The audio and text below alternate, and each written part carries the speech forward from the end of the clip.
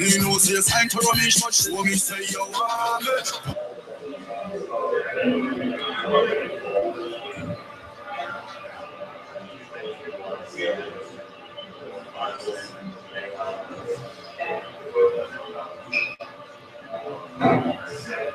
Uhuru. Uhuru. All right. I don't think the mic is on, but Uhuru, comrades. My name is Liu Mancho Koyeta, and I'm the local president of the International People's Democratic Uhuru Movement. And my name is Hakima Ukimbizi, and I'm also a member of the International People's Democratic Uhuru Movement. And we'd like to welcome you to today's Sunday rally. Today's topic, we will be talking about workers' power and talking about how workers have been treated in the city over a period of years, especially African workers in this city. And we got a lot to talk about when it comes to that. So before we get started into that, will everybody rise and join me in reciting the African pledge?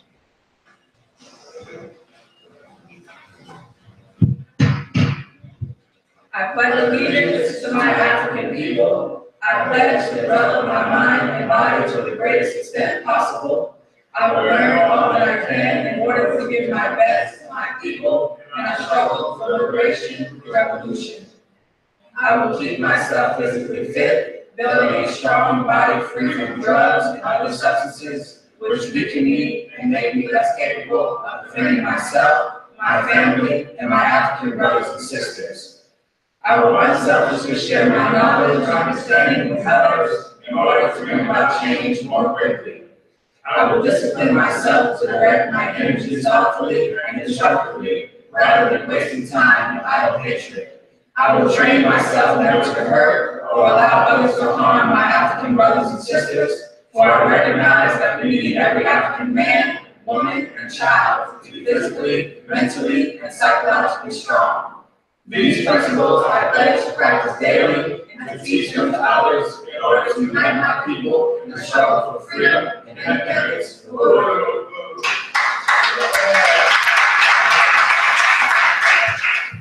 All right, so before we get started or getting started, we are going to take a look at two videos, and these are videos from Jesse and Akile, speaking at the previous debates that I'm sure all of you have been at or heard about this past week. So they have been talking about workers' power at all of these debates. So we're going to take a look.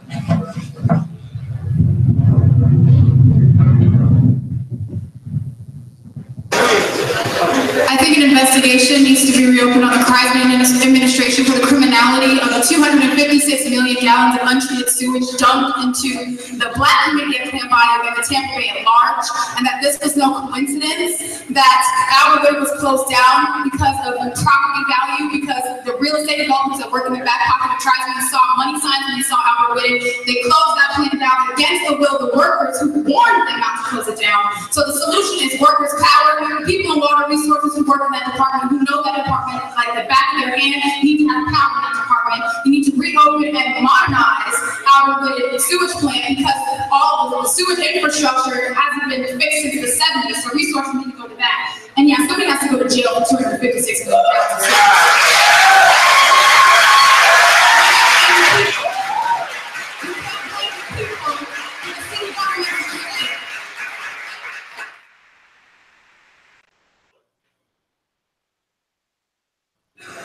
The sewer problem is in City Hall, and it's a sewer collection. And as far as the whole battle of the ricks thing goes, as far as sewage is concerned, I say it played on both your houses. Because what Kreisman did, he didn't just leak sewage. He suppressed the 2014 audit, warning him not to shut down the sewage plant. He fired Dwight Wilson, the highest-ranking Black city official, widely respected throughout the Water Resources Department, and ignored complaints from Black workers that their white supervisors were spray painting KKK on the back of Black city workers' vests. That's the culture of intimidation and racial harassment and discrimination that he presided over. And Baker says, well, a 10-year-old could tell you. Well, the workers tried to tell Rick Kreisman. The workers tried to tell Kreisman if you shut down that plant, it would be a disaster, and he ignored them. He tried to make it illegal for them to talk to the media. So I think the solution is right there. The solution is workers' power. The solution is workers' councils within Water Resources that can preside over a real plan, a sustainable plan to build a genuine sewage and stormwater infrastructure in this city. Thank you. Thank you.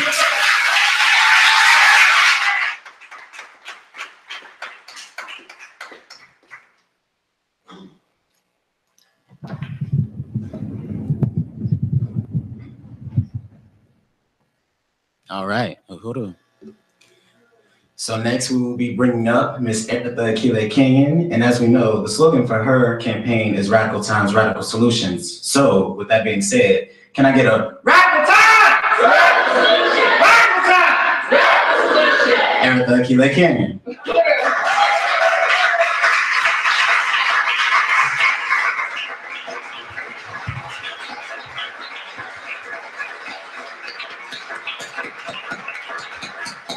Also want to add, we are winning! We are winning! We are winning! We are winning! Uhuru. So first I want to thank the International People's Democratic Uhuru Movement for these Sunday rallies and for allowing us candidates, both myself and Jesse Nevel, to come speak before the people today. And as you all know, my name is Eritha Akile Cainion, and with this People's Movement, it's clear I will be your next District 6 City Councilwoman of St. Pete.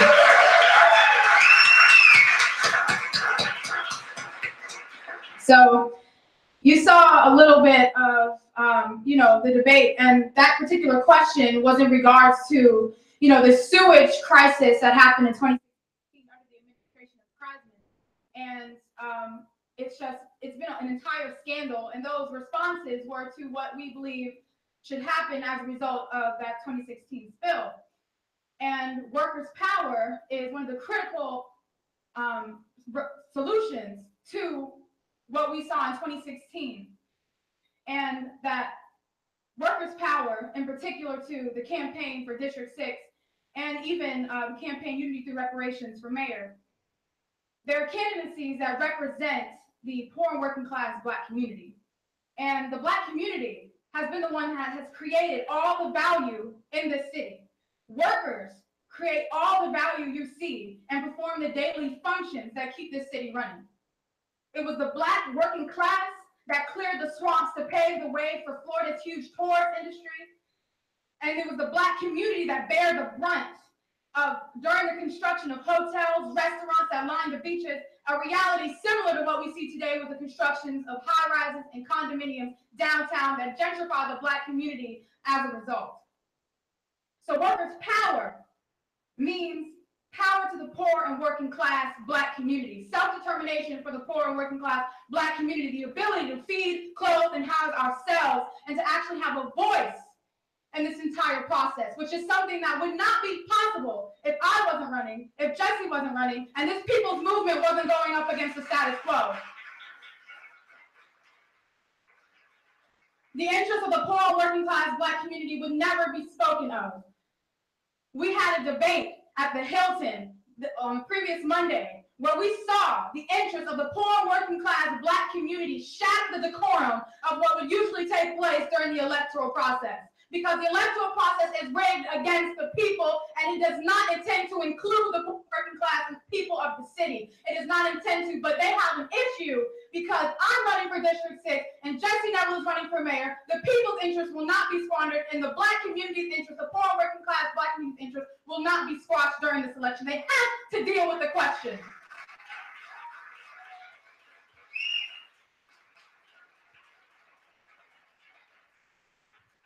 Workers' power means reparations to the poor working class Black community whose land, resources, as well as labor has been stolen and exploited historically and today for the so-called progress of this city.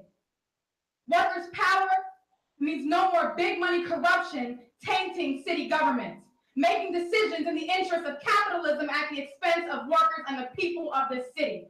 That's because Kreisman works for big money, Rick Baker works for big money, all those people who occupy those seats in city council work for big money, and that has come at the expense of the people. We're saying workers' power, power to the people, and power to the Black community means that that city government can't function like that anymore, that everybody who obtains a seat in city council has to function in the interest of the people. That's the movement we're creating in this city.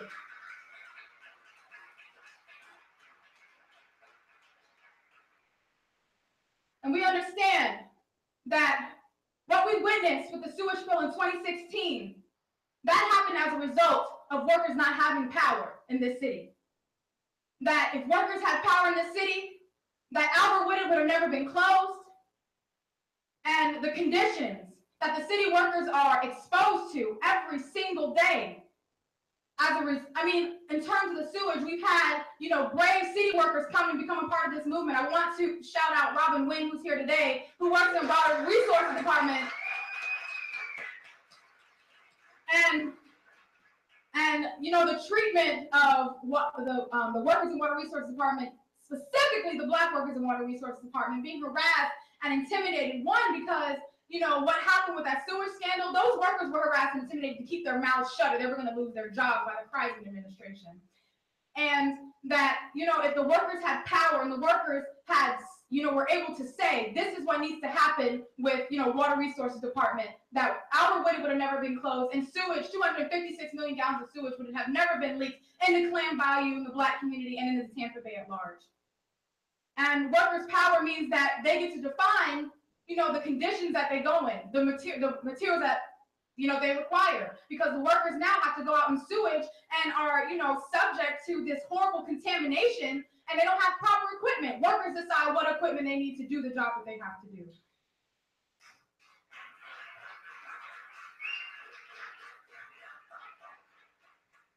We want to end, the racial oppression that exists within water resources.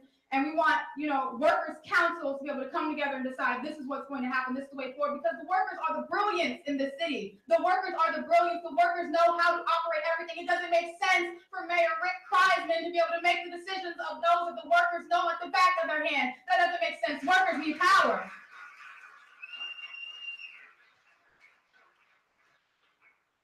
Workers don't have power now because we're dealing with a corrupt system, and we're dealing with these city officials that work in the pockets of big money. And they have an issue with workers coming to power because that means that they can squash any ideas of, big dollar signs in your eyes for that Albert Whitter location. They get to squash those dreams of yours because the workers have power in the city. That's what we want to see. We even want to see $15 per hour minimum for workers in this city.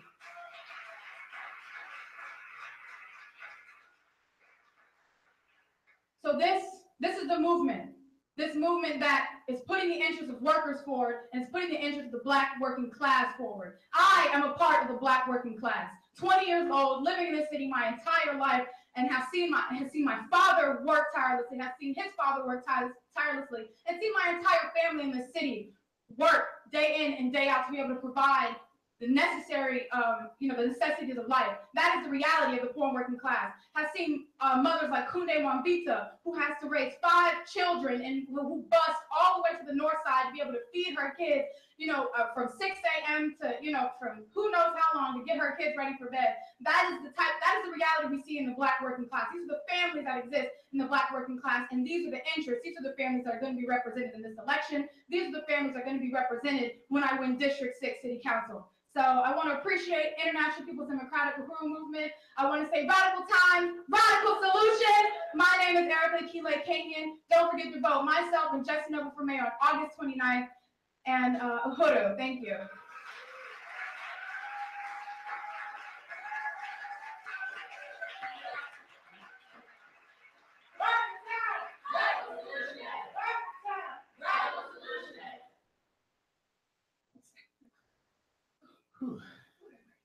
It's hot.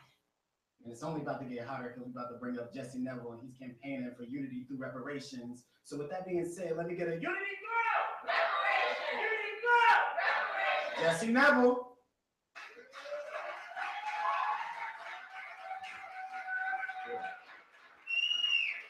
Unity through radical times.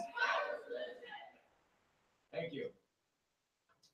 My name is Jesse Nevel, and unless the city government rigs the election the way that Tampa Bay Times and Bay News 9 are rigging the debate, where they're not only allowing just the 2 Ricks, but they're only allowing their supporters. So unless they pull something like that on August 29th, I will be the next mayor of St. Petersburg.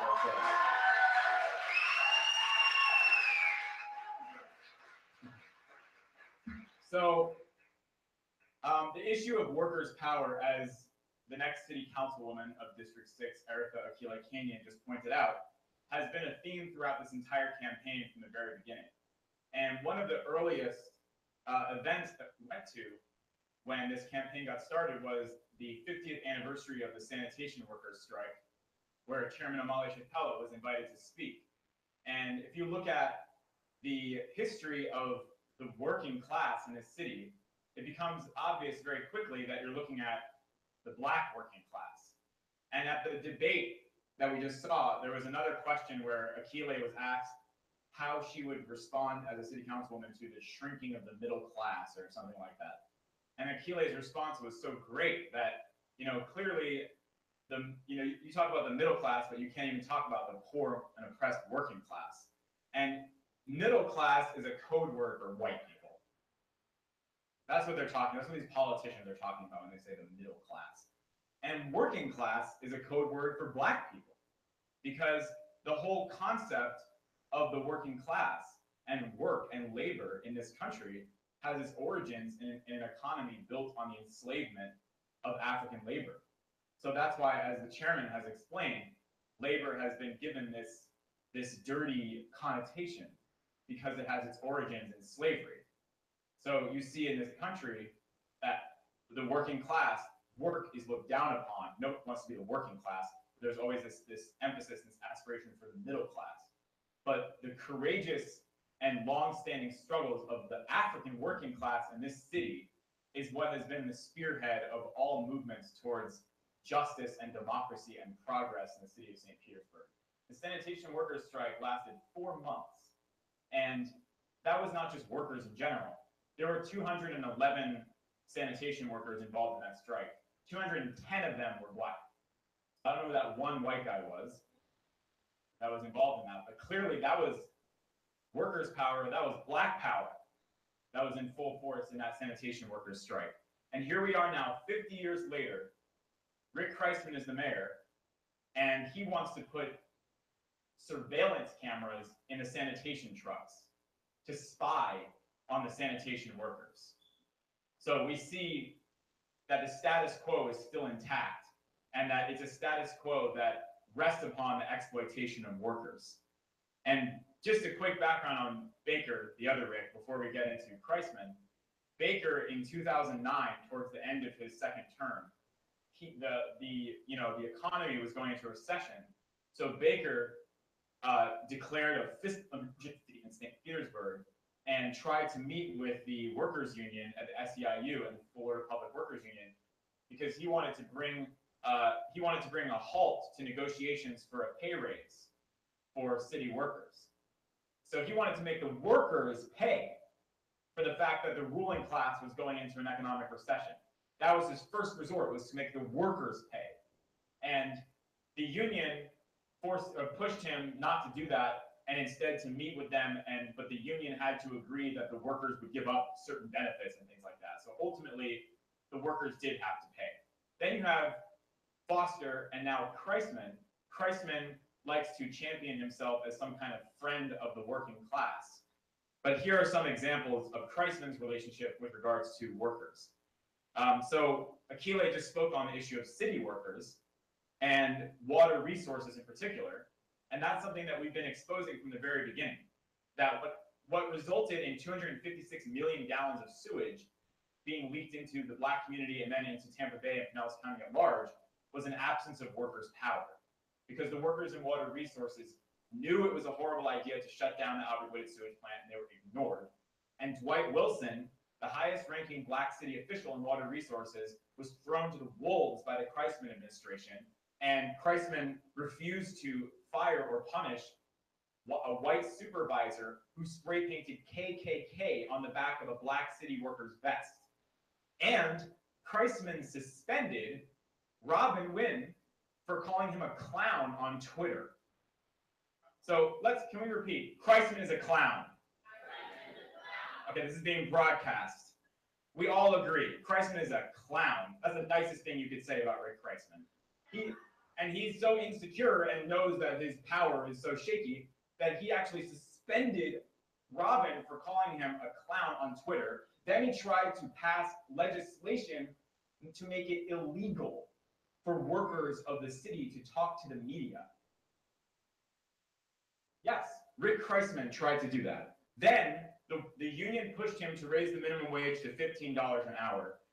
And he said, well, we can't do that. Well, maybe because the first thing you did when you were elected was increase your own salary to almost $200,000. So obviously the money's there. he increased his own salary to $200,000, but instead of raising the minimum wage for city workers to $15 an hour, he raised it to $12.50, and then held a press conference to give himself a round of applause and pat himself on the back. And the other thing that he did was, as part of that raise, he eliminated annual step increases for city workers, meaning workers that have worked for the city for, say 8, 10 years, that are, after getting just a gradual raise every year, they expect like a 13% raise after 10 years or so working for the city. That gets cut out completely. And that was another thing that Kreisman, so there was a catch. Even to raising the minimum wage to $12.50 for city workers, there was a catch. And the other thing that he did was he came out and announced to his own orchestrated fanfare that he had banned the box. And what that was referring to was that under Kreisman, they removed the box for applications for jobs with the city that asks if you have a prior felony conviction, because they're going to do a background check anyway. So this completely meaningless, toothless thing that he just did to score political points and make it look like he was some friend of the working class, but it was completely meaningless, and it only applied to jobs with the city. And still, there are countless people in the city, in the Black community in particular, that don't have the right to vote, one, because of felony convictions, and two, cannot have any access to genuine economic development or meaningful employment. And yet, if you're a white man and you attempt to rape 2 14-year-old girls, not only can you get your record expunged, you can get a job with the city in the highest ranking office next to Kreisman as the chief of staff if your name is Kevin King. So, by the way, the next debate is Tuesday night.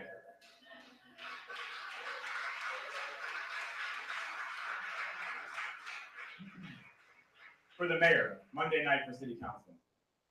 So the last thing I want to say is that, Akile laid out what we're calling for. We believe in workers' power. And reparations is workers' power, because reparations is based upon the premise that the Black working class should be paid for all the work that was never paid, all the generations of unpaid labor. And if you call yourself a socialist or say that you believe in workers' power, which means that the workers have the right to reclaim the value of their labor, then there is no higher expression of that, no higher manifestation of that than reparations.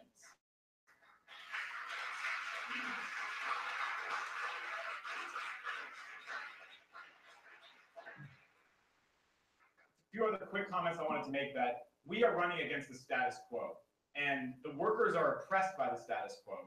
And unfortunately, the leadership of the unions who represent the workers are part of the status quo. And that's why it's not really about overturning the status quo. It's about trying to just squeeze some semblance of resources out of the status quo to benefit the workers. But our belief is that the union hall should be City Hall. That should be the union hall. And these other unions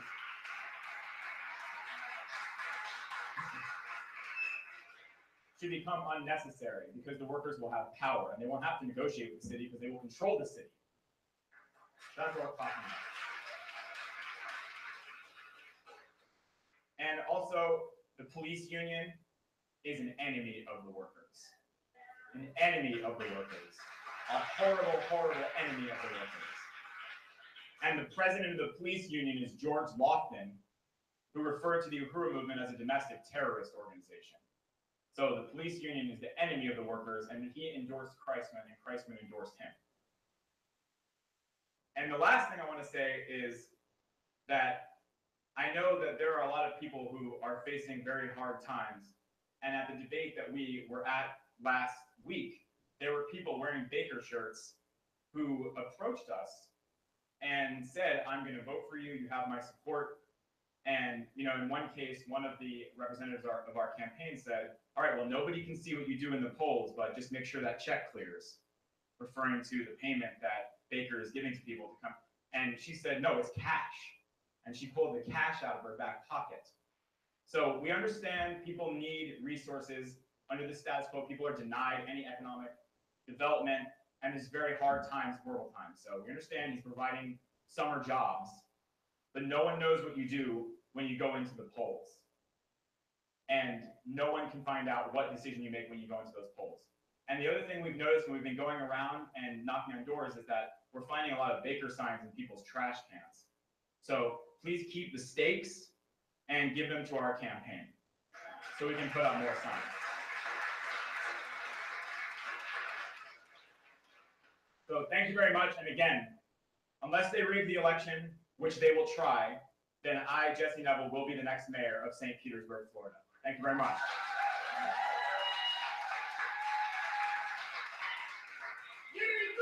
Reparations. Reparations. Uhuru. Next, I'd like to introduce you all to the man responsible for dragging Rick Baker back in 2001 when he ran for mayor. And the man responsible for bringing so many young African people into political life like myself, and just all around the city, mobilizing young Africans into positive political life. Chairman Omali Yeshitela of the African People's Socialist Party.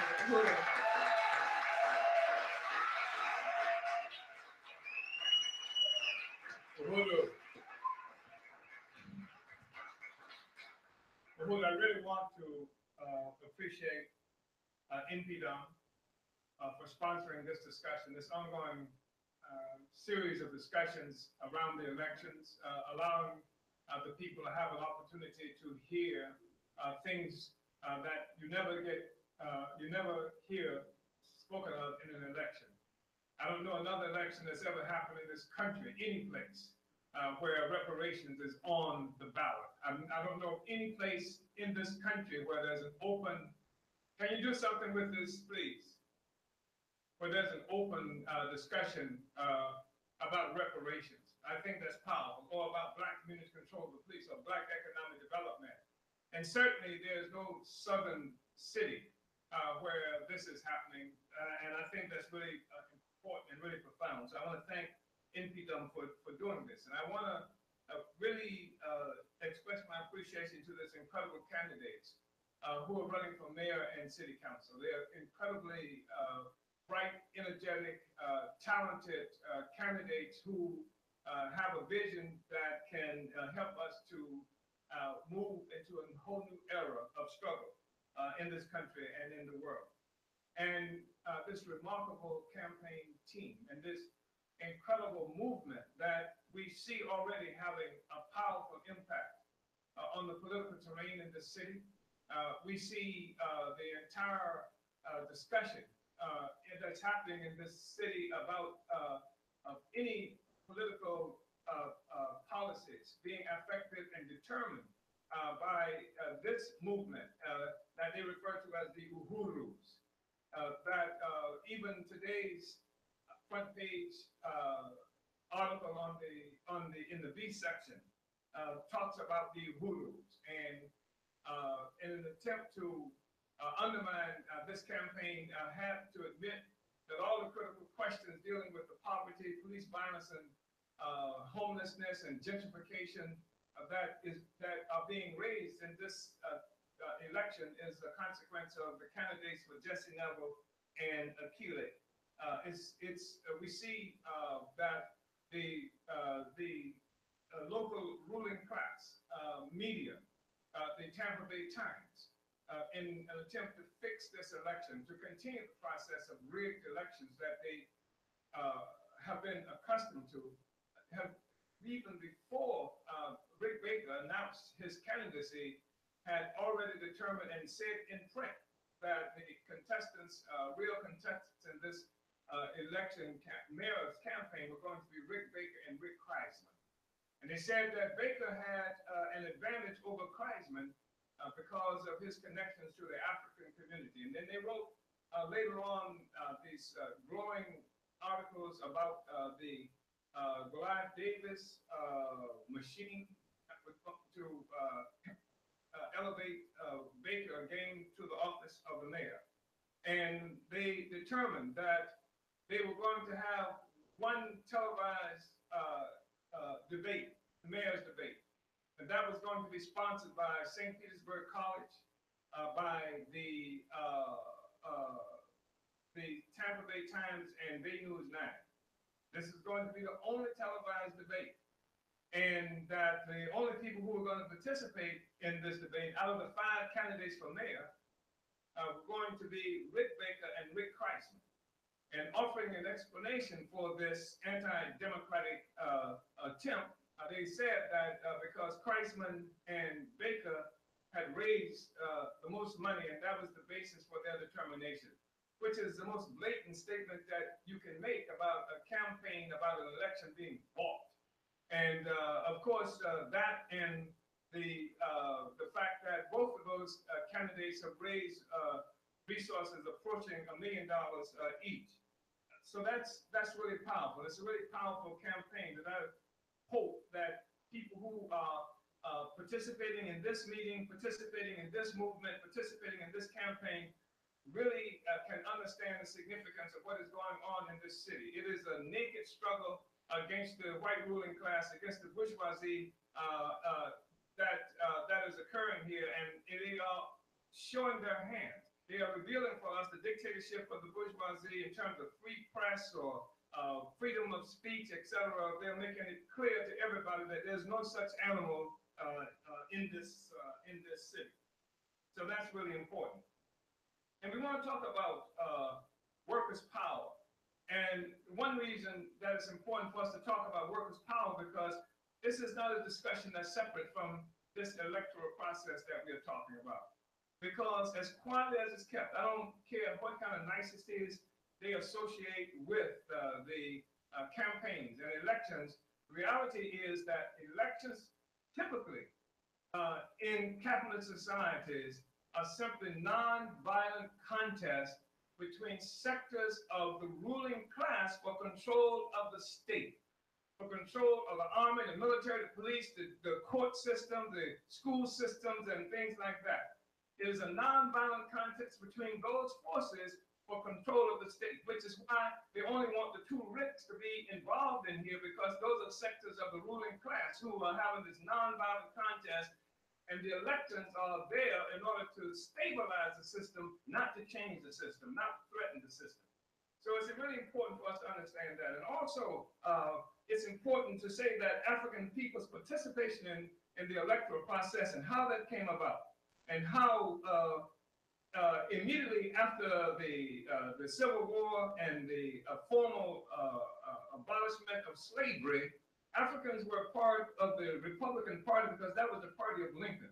And with the so-called Reconstruction, there were scores of Africans who were actually elected to power. We talk about Gibbs High School. It was named for Jonathan Gibbs, who during Reconstruction was the state's supervisor of education. And we saw similar things happen in various other places, even though during the Reconstruction era, there was violence, escalation of violence against Black people in terms of our right to vote. And then this contest between sectors of the bourgeoisie. We saw with the election of 1876, 77, this contest resulted in the Republicans, party of Lincoln, attempting to steal the election through manipulating the Electoral College. And the Democratic Party, we're talking about in 1877. The Civil War has been over only, about 11 years, 11 or 12 years. And now we've got people, the Democrats are marching through the streets going Tilden or death. And Tilden was the Democratic Party candidate, and Hayes was the Republican Party candidate. And so the Democrats and the Republicans went behind closed doors and they made a deal. And this deal said that if the Democrats would allow Hayes to go into the presidency, the Republicans would pull the troops out of the South that were there ostensibly to protect Black people from the former slave masters. And this act is the thing, and they did this. The Democrats agreed to this, and Republicans went into office, and the Ku Klux Klan came into power in the wake of that. And an escalation of terror against African people was initiated, and You saw many Africans fleeing the South as they could, getting out of the South, the so-called, they were called exodusters, based on exodus, and Africans going, in some instances, creating independent little all black cities and towns and various places, running from naked white terror. This was our experience with the electoral process. We relied solely on the electoral process, and then when the rulers decided that they had a better use of us than what was allowed by this electoral process, they said, forget it, and turned naked warfare against the African population. So we went there for almost another 100 years before Africans were offered any kind of protection in the South. And that was with the Civil Rights Act of 1965. So we went from 1877 to 1965. You had nothing but naked, open, and then even up after that, because even today we see evidence, examples of terror waged against African people for trying to vote. So I think it's really important for us to understand this. Now, in 1965, they said that African people, they passed the Voting Rights Act. But by now, they're also executing Malcolm X. They're executing Martin Luther King. They're making a walk against the black movement in this country, the black power movement in this country. So by now, they destroyed most of the revolutionary organizations and revolutionary programs, and now you can vote. But who can you vote for? And what can you vote for? And the thing is, the only thing you can vote for now, since you don't have your own independent voice, own independent organization, is the Democratic Party. And so this is where we've been stuck for a long period of time. They've intimidated our people. They have killed, maimed our people. You know some of the names, the Medgar Evers, the Martin Luther Kings, and all of these people to make sure that we didn't have an independent program. They characterized the Black Panther Party as a terrorist organization. And they did the same thing to Jomo in this city. So now you can vote, but you don't have anything to vote for. And they pushed out a regular program that would represent the interests of the majority of the African working class, and only a sector of the black population now is tied to the elections through the Democratic primary, and that's the African petty bourgeoisie or middle class. So now they run of everything that has to do with election has been in the hands of the African petty bourgeoisie middle class. And they, even during the height of the Black Revolution, were not raising the kinds of questions that Malcolm was raising. And you got to remember, even though people like to talk about Martin Luther King now, talking about the petty bourgeoisie, many of them were opposed to King. And that even when he went to Birmingham, that the black preachers told him, we don't want you here. And he had to get children, African children, to march in Birmingham. You see the pictures of the water holes attacking children, for people were just trying to vote, register to vote. Those were children who came from the elementary school. So this was an attack on any program that spoke to the interests of African working people. The workers were pushed out, and then just a sector of the African population, the African petty bourgeoisie, that would totaline the African petty bourgeoisie that was tied to a sector of the white ruling class, was the only force that was allowed to participate, and they are the ones who determined what African workers should demand, what we should be about. And they also were ashamed of black working people, and they joined in this whole notion of them some kind of middle class because of the shame associated with Africans who were workers, and the first workers who were enslaved. The first workers in the capitalist system was African people. That's what gave rise to capitalism. African people, enslaved African people. And this was a shameful thing. There are many people in this room now, some of whom are old enough to remember how our parents wouldn't even talk about the old days. You know how people from Ireland and all these places, they got memories, white people, memories of their families. African people won't even talk to their children, older Africans, because of the terror and the humiliation associated with sharecropping and everything that we had to live with. So the working class, the notion of workers is something that is so horrible that it is associated with black people that they don't even talk about the working class. When they say workers, they know they mean black people. And when they, or they say things like, how do they put it, the working poor, which means white people, right? So that the working class is something that has been reduced. The whole notion of workers has been reduced to shame, and I want to just say a couple of things more. Because we saw a presidential election that just occurred, and one of the characters in this election was Bernie Sanders, who characterized himself as a democratic socialist. And he did say something about the workers. And he wanted to have, the workers should have $15 an hour, he said, over a period of time. He didn't say how long it was going to take, but over a period of time, $15 an hour for the workers. That's what he said. And he said he was a socialist, a democratic socialist. So I want to say something about that in regard to this whole question of workers' power, because I think it's really important. And you'll have to forgive me, because to some extent, I want to talk a little bit about theory, but I think we can talk about it in a popular fashion that's easy to understand. It ain't this whole notion of theory and how complicated it's supposed to be. It's just something created by the bourgeoisie and the white rulers and their least-fellow middle-class forces to keep people separated from the profound ideas that guide our practice, our ideas, our actions in the world. So when we talk about power to the workers and workers' power, what we are really talking about is the dictatorship of the proletariat. We are talking about who will own and control the means of production.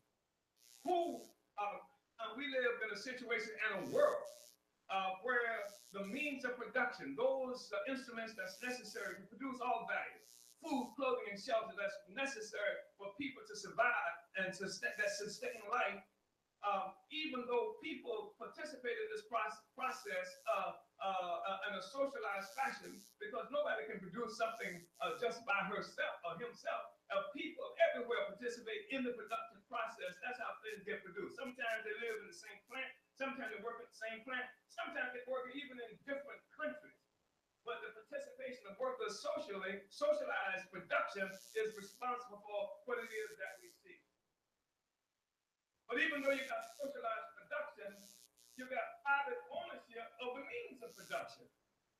So the workers who produce everything don't own anything, and those who don't produce anything, like the ruling class, the owning class, they don't produce anything, but they own everything. So that workers who build houses, who make cars, often can't afford a house. Most often can't afford a house. Look at what we're talking about in St. Petersburg today. Can't afford cars, but they're the ones who make the cars. So you have socialized production, but you got private ownership, and that's a profound contradiction that we're looking at. And so when we talk about socialism, we're talking about ending the contradiction that exists between socialized production and private ownership. If there's socialized production, if people have to come together to produce everything, all value, then there has to be socialized ownership. You understand what I'm saying? How you gonna own everything and you don't do anything? And how those who do everything don't own anything? That's a profound contradiction that has to be resolved. If you got socialized production, there has to be socialized ownership. That's part of what we mean by socialism. And that's also a part of the tradition that African people come from. And there are other places that there have been instances where you've been able to see socialized living. The people collectively produce and they collectively own. That's what socialism is. We collectively own. That's when you look at a Hillary Clinton who takes a slogan from Africa that it takes a village to raise a child. That stems from the notion, from the reality that the village is what produced all the value that everybody shared in. And when you have that kind of society, it affects everything in the society. If you have a capitalist system that is parasitic, that was born from slavery, then it's not just something that works on the level of the economy, it works on everything. So that you can have black people who make the best music in the world, and then some white guy some hillbilly and a white guy who plays the guitar and they say shakes his hips, but there's a debate about that. And who now makes all the money because he's supposed to be singing like black people. You got Beatles, the white guys out of England who comes here, follows John Lee Hooker, and follow people people like James Brown and what have you to create music, and now they're rich, and all of these other folk don't have anything. That's a parasite. That's parasitism. Just as much as this white baby that you've seen pictures of sucking the tit of an African enslaved woman, parasitism. And that permeates the entire social system, everything. Even when you look at the question of social security, I think like to characterize as some kind of socialism, social security. Well, people are eligible for social security at 65. You hear this debate that happens in the white community all the time that I'll be dead before, by the time I'm old enough to get social security, it will have run out. But look at this. You talk about social security, people pay into social security, but you collect on social security at age 65. But the lifespan of the average African male is 62. So that means we are paying social security for the complaining that it's not going to be there for them when they get a certain age. Parasitism, up and down. You see what I'm saying? That's what we got. So they talk about capitalism, and we need to talk about capitalism and opposition to capitalism, because as much as Bernie Sanders talked about socialism, he didn't actually come out in opposition to capitalism or opposition to imperialism. He talked about a benevolent capitalism that would treat the workers better by giving $15 an hour. But what we are saying is the workers create all value. They don't just create $15 an hour of the value. Workers create all value. Stockbrokers don't create value. Bankers don't create value. Preachers and lawyers don't create value. The ones who create value are the people who place their hands to nature and transform it to meet human needs. That's the workers who do that. So if anybody is going to give somebody $15 an hour, it should be the workers and not the bourgeoisie who don't do anything. That's socialism that we are talking about. That's a recognition of the value of the working class. We talk about a capitalist system that is based on ownership of the means of production, that's based on wage labor, that's based on the theft of surplus value. And when we talk about surplus value, that's what they call profit. Profit is what they call surplus value. And they get to that surplus value because a worker goes to work. If she is lucky enough to have a job, goes to work and works for several hours a day. And during that period of time, that worker is in that factory or what have you producing, that worker does not get paid for what she does. She doesn't get paid for what she produces. She gets paid for what she is able to produce. She gets paid for not the value of what she has produced, but for her capacity to work. And by that, I mean, let's take it as an example, one that I like to use all the time, of working in a table factory. And you work in a table factory, and the work may be so efficient. They like to talk about efficiency, right? That it might be possible for a worker to produce, a single worker working along with others, a single worker might be able to produce a table per hour. And that table gets sold for $30. But that worker only gets paid, $12.50 an hour. The difference between that $12.50 and that $30 is what they call surplus value or profit. So the worker didn't get paid for what she did. The worker got paid for her capacity to work. What do I mean by that? I mean that the worker gets paid enough if she's lucky, and especially if she's white. She might get paid enough to pay rent, to buy groceries, to get a six-pack, or depending on other habits and whether it's legal or not, other things that to try to chill the day. And that's what a worker gets paid. And what does that mean? It means you simply get paid for your capacity to work. That is, you get paid enough. You get food, you got clothes, you got shelter. And every time you see that when a worker gets married, often the worker will get a raise because there's going to be another person there. You get a raise. But this is really interesting because typically, historically, women who don't get paid for what they do in the house. Because you get the raise, so because now there's a married couple, and the woman typically, historically, the tradition is who's going to make it possible for the man worker to work. He'll cook the food, who will mend the clothing, who will do all those kinds of mundane things that she will not get paid for independently. So now the man often will get a raise because he's married, or if he has another children, because that child is also going to be a worker. And so they want to feed enough. This is how the whole thing works. So you don't get paid for what you produce. You get paid for your capacity to produce. You get paid so that you have enough to pay your rent most of the time, depending on the circumstances. And we see economic crisis and sometimes not crisis where you can't do that.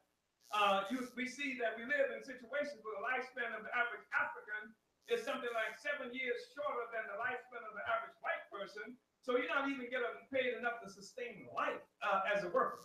So that's part of what it's about. Wage labor is what you're talking about. You're talking about private ownership of the means of production. These are things that constitute a capitalist system and a capitalist society. But the profound thing that seldom will you hear us discuss until our party enters this discussion is the fact that the whole foundation of the capitalist system, the startup, the whole thing that all of it rests on is slavery. It is slavery and colonialism that gave rise to the capitalist system that elevated the white worker, that created the white worker. The capitalist system, the slavery and colonialism did not simply create the bourgeoisie or the white ruling class. It rescued and created the producer, the white producer who had been peasants and serfs, and raised them to the level of the working class. You understand what I'm saying? And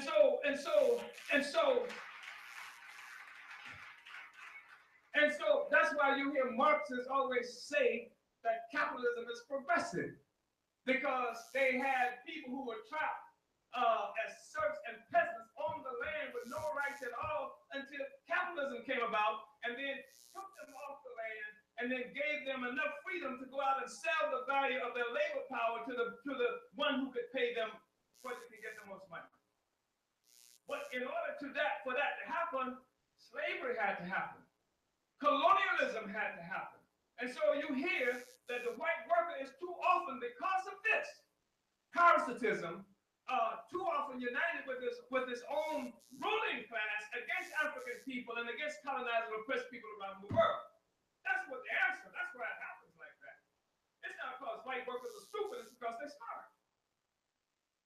As they say, we know what side my bread is buttered.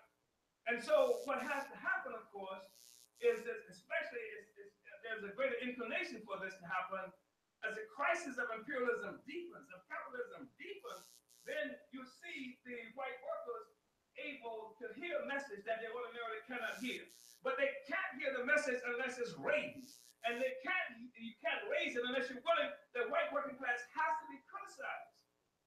And I'm not talking about attacking white people, white workers, or anything like that. When I'm saying that the white workers cannot hear and cannot understand what side of history they should stand on unless they say, hey, you messed up. You're on the wrong side. You're against black people. You're against Mexicans. You're against so-called immigrants. You take the Indians' land. You kill for white power, but you won't even work for your own interest. You see. So they need to understand that they need to be on the side of the oppressed African and colonized workers of the world, because that's who's bringing the social system down and creating a new world that all of us have to have if we're going to live. That's why we say, if you want unity, you want right on, unity through reparations. And this is the thing that helps to elevate the white working class from the stupid stupor that it has been locked into, blinded by its own appetites. And some of these are appetites that have been created just to stupefy this class. And what do I mean appetite? I mean the sense of self-worth. That you can only measure your value as it compared to somebody else, to black people. That white people can be, the significance of whiteness is the existence of blackness. And the significance of the white people, the white man, the white woman, all of this is because of how they have defined African people. And so at the end of the day, the answer is, well, at least I ain't black. And so the white working class is going to have to, white workers are going to have to cross this hurdle and join with the struggle of Africans and other oppressed peoples to overturn a social system that is based on parasitism, based on slavery, based on colonialism.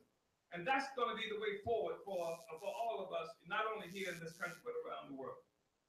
So they require too much from African workers. They slander African workers all the time. Because the template of what a black person should be is what a white person is assumed to be. The template of what a white African should be is this assumption of what a white person is supposed to be. It's Ozzie and Harold. It's the Brady Bunch. It's all of this nonsensical stuff. That's which is one of the reasons white people are so distressed now.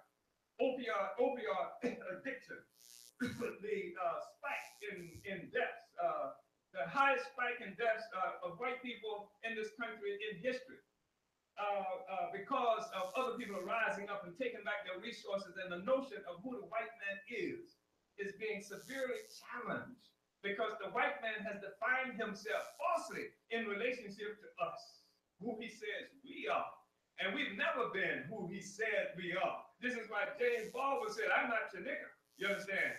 This is a creation. This is something you created. But it permeates the entire society.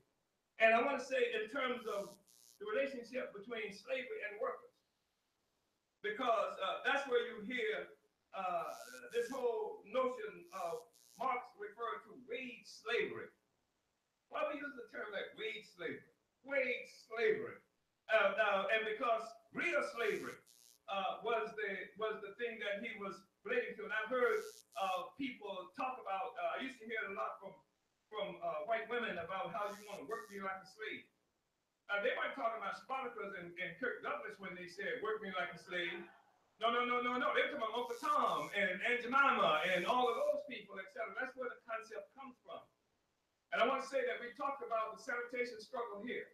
And that's really important because the sanitation struggle, when it happened, Jomo, the Uhuru movement, was the political leadership of the sanitation workers. They had a labor union that was dealing with some kind of economist thing about just wages and stuff like that, but the political leadership for those workers was Jomo and the Uhuru movement. And so I wanted to say that, and I want to say that the workers have to have power. And I'm not so sure whether it will be in the union hall as they exist, because the fact is the unions have betrayed the interests of African workers. We have bigger fights with the damn leadership of the unions than we do sometimes with the bosses. So there's going to have to be a whole transformation, the whole parasitic relationship that we're talking about. And people have seen it. And I know any African who's ever had a job, who's seen a young white person brought and put on that job next to them with the assumption that once they learn what you know, you out the door, and they're going, or if you're not out the door, they're going to be the ones who get the raises and everything else and leave us behind. So that has to change. And part of what is going to be required is unity through reparations, because the white working class is going to have to join the rest of us in struggling against the bourgeoisie. And it's because white power, the bourgeoisie, white power is responsible for every contradiction that you see on the planet Earth. Obviously, they're responsible for the contradiction that African people face. But every contradiction that white workers face, every contradiction that white women face, every contradiction that white homosexuals face is caused by white power.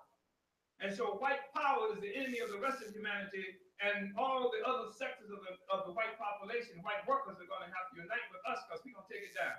And this election is giving us a splendid opportunity to have a discussion about workers' power, but all power to the people that can unite the people here. And most people want unity. Most people do not want this vicious struggle that exists between peoples.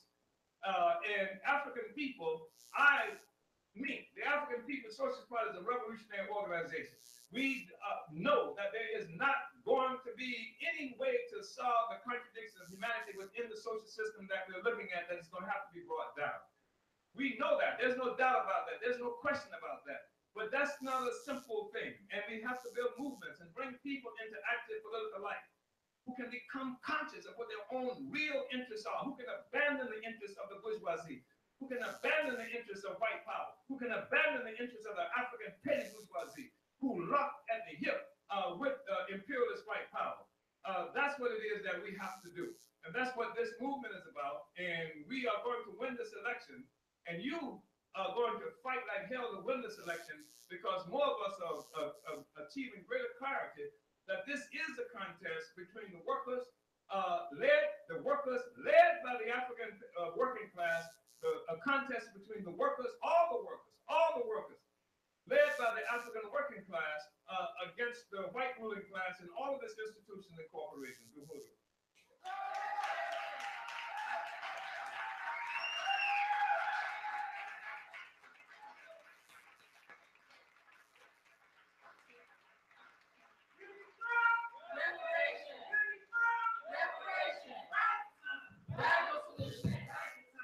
Radical solutions. Okay. We are winning. Uhuru. Uhuru. Jesus Christ.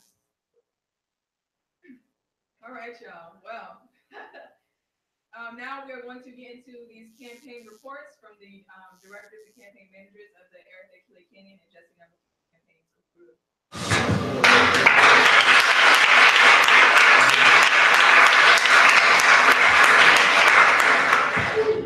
Uhuru. Radical times. Radical times. Unity through. Unity through. Uhuru, everybody. Uhuru. One more. We are winning. We are winning. We are winning. We are winning. Yes, and when I say that, I really mean it. I'm not trying to blow smoke up nobody's ass. We is winning for real, for real, for real.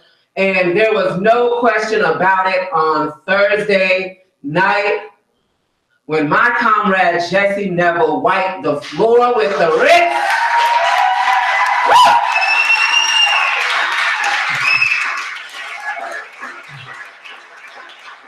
Y'all, that night was so powerful, I have to say.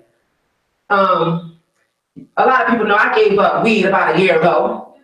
And because that's what you gotta do when you join the movement, Chairman says, I did. And Chairman made a speech.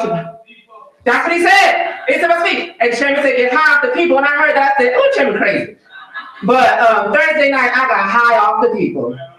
That joint was hard. I said, eh. And I was an obnoxious winner that night. I was obnoxious. Humble went out the window. I was running all around talking about, we won. I went to Rick Baker. I said, Rick Baker. While he was taking a picture, he looked at me. I said, you said you were willing to debate anybody. Well, today you got your ass whooped. And he was so mad. I ran up to a Kreisman supporter who had a Kreisman t-shirt on her shoulder. I said, sister, you got toilet paper on your shoulder, girl. Wipe your butt with it and throw it in the swirly thing. Flush it. I was obnoxious that night. And it was so amazing to see even Tampa Bay Times, disgusting that they had to mull over the fact that Jesse won. And it was so clear that Jesse won, but to see their faces just saying, how are we gonna write this up? How are we gonna write this up? Because it's supposed to be the battle of the ricks. That's what this election season is supposed to be about. But what everybody knows is this is the battle for Uhuru, the battle for freedom.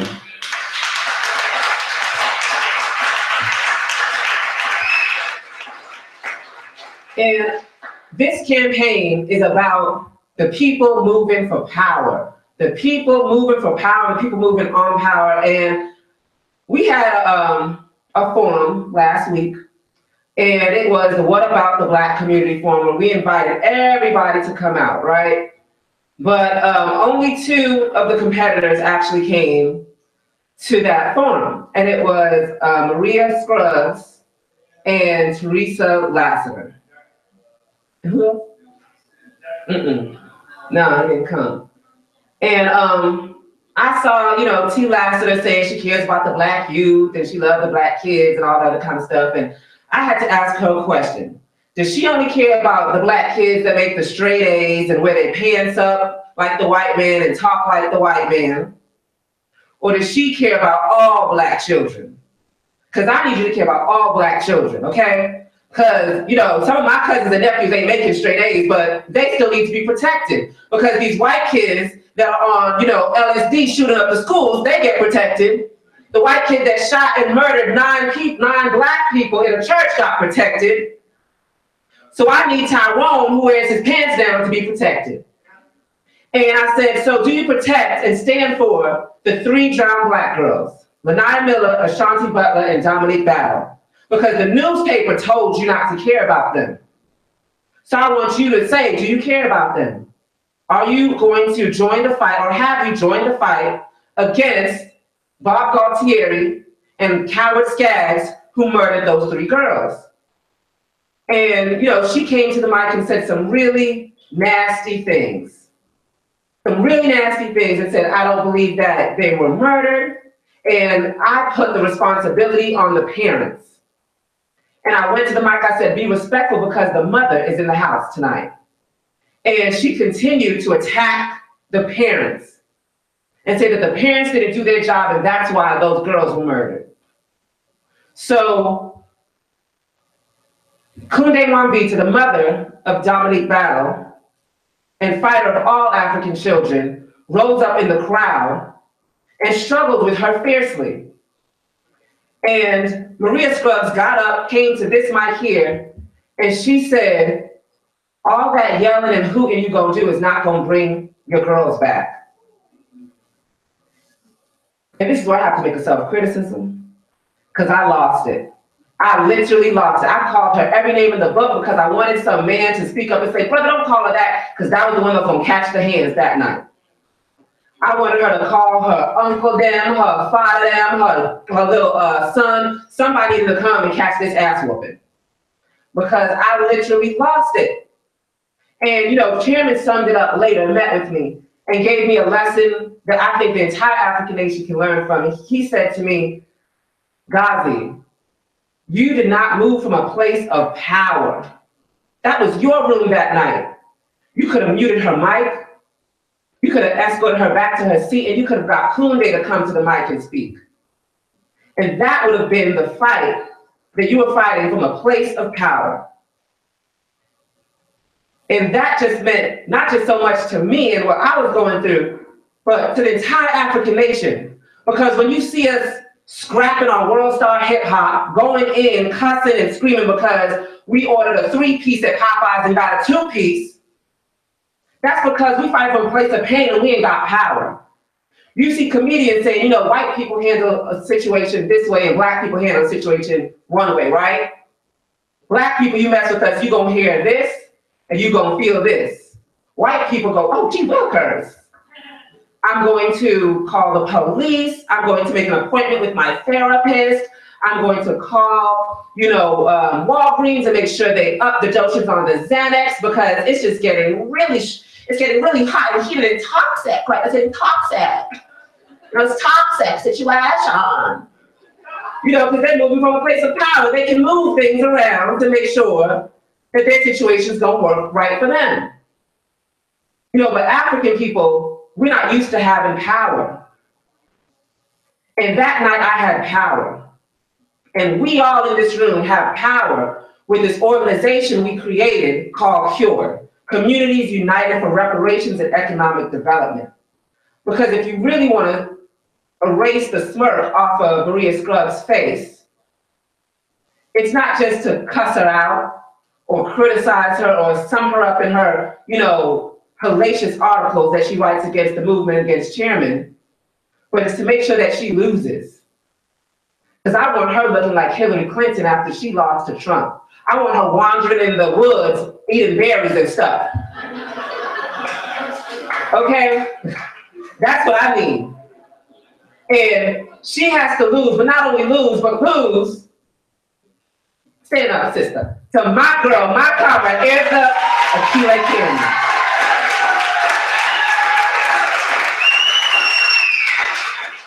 She gotta lose to the people. She got to lose to the people, because this campaign is of the people moving through power. That's why all the media got to write about us, even though you said it was a battle of the wits, but your headlines clearly say Uhuru. So if you're mad about the murder of Lanai Miller, Ashanti Butler, and Dominique Battle, you got to join Cured and move off of power.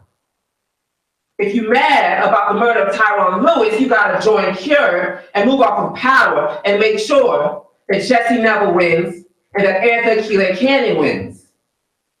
If you're mad about the lynching of John Evans, Mike Brown, Sandra Bland, the bombing of the MOVE organization, the assassination of our leaders like Malcolm X, Martin Luther King, Patrice Lumumba, you've got to join this organization and this movement that is igniting not only St. Petersburg, but Tampa, Orlando, Florida. We're getting support from all around the nation. Because this campaign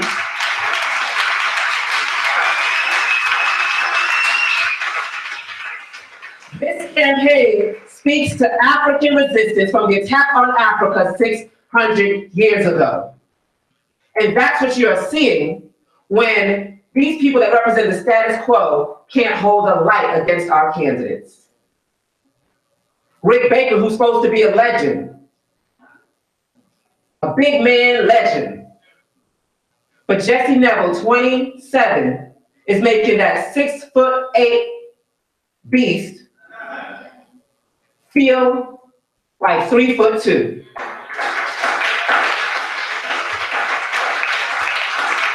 Because that's the Black community.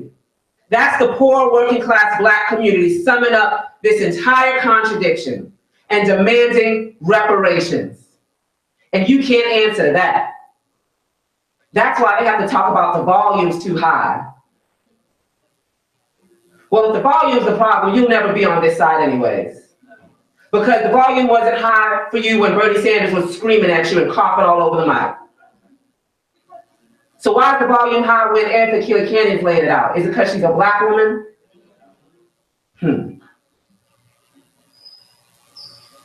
So this campaign has brought a movement that has ignited the entire city, And because of that, we have to now build this organization Cured. Because like Jesse said already, they're going to cheat.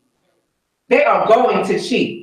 But we are going to make sure no matter what tricks they pull out their sleeves, we're going to win. And we need an organization of people uniting on a platform of reparations, of economic development to the Black community, uniting on a platform that speaks to the resistance of 600 years, to make sure that whatever tricks they pull, that we are going to continue to win, because the battle might be over. I mean, the battle ain't over. We are winning, but the battle is not over, and that's why we need the people. We need everybody in this room tonight to join Cured. Uhuru!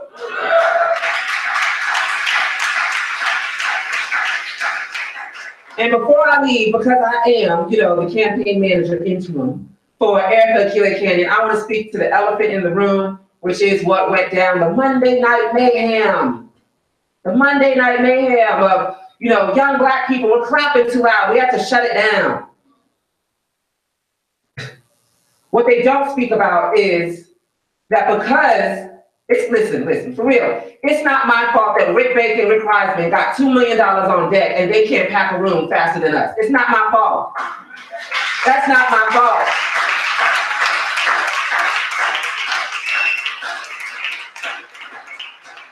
It's not my fault that money cannot buy political unity from the people. They'll wear your shirt, but they ain't gonna cheer for your nonsense. That's not my fault. It's not my fault that your supporters are coming to me saying, look, I know I'm wearing this shirt, but I had to get the money so I can put food on the plate. That's not my fault. That's not Eritha Akile Cainion's fault. And that's not Jesse Nevel's fault, and that's not the people's fault. It's your fault that the people ain't got unity with you. And then you want to cut the time of Eritha Akile Cainion for how long we cheered. They don't tell you that they cut her time to 30 seconds and her competitors had 2 whole minutes to answer questions, and Akile still whooped their ass.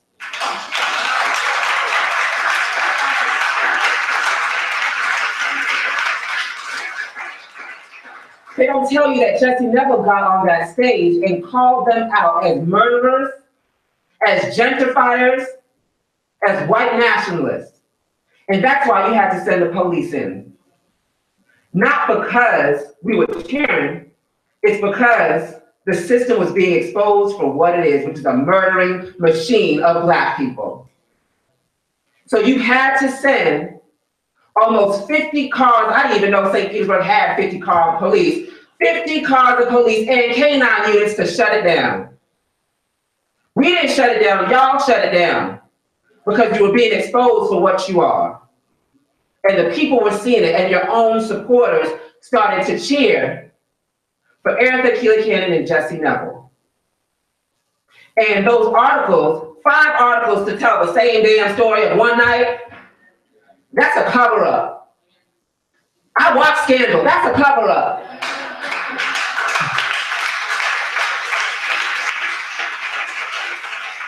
So I had to get my Olivia Pope on, my white suit on, and tell the truth and expose the real issue, which is that we are winning, and that's why you have to talk about mayhem and chaos. The real mayhem and chaos is I'm afraid to drink my own damn water.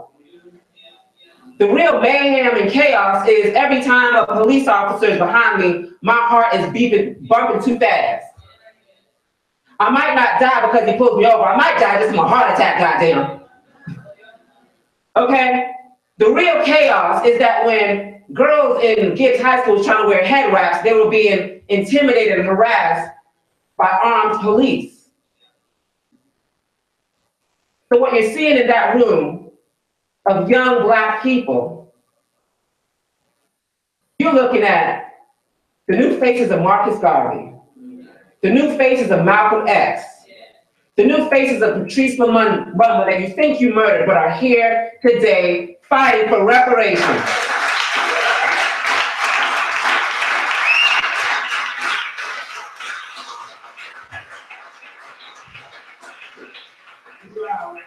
Too loud. They cut my time.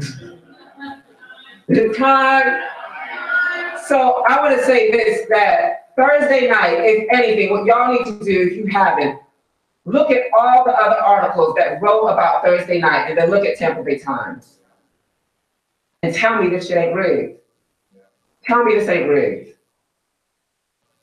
Every other article, it's about 18 of them that wrote, from blogs to newspapers, all of them, just from people posting on their Facebook, each and every one of them said that Jesse won. Even our competitors said Jesse won. But Tampa Bay Times said it was a blow from the Ricks and the Ricks. Ain't nobody believed that because ain't nobody even read that damn article. So if you want to get on the winning team and y'all look like y'all want to win, you got to join Cured. You got to join an organization that's going to make sure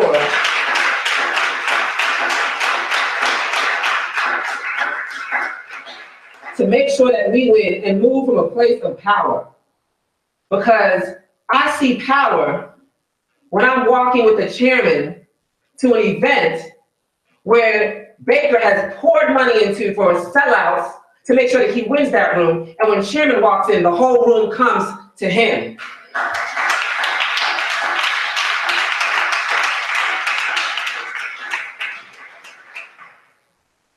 So join the winning team, Uhuru.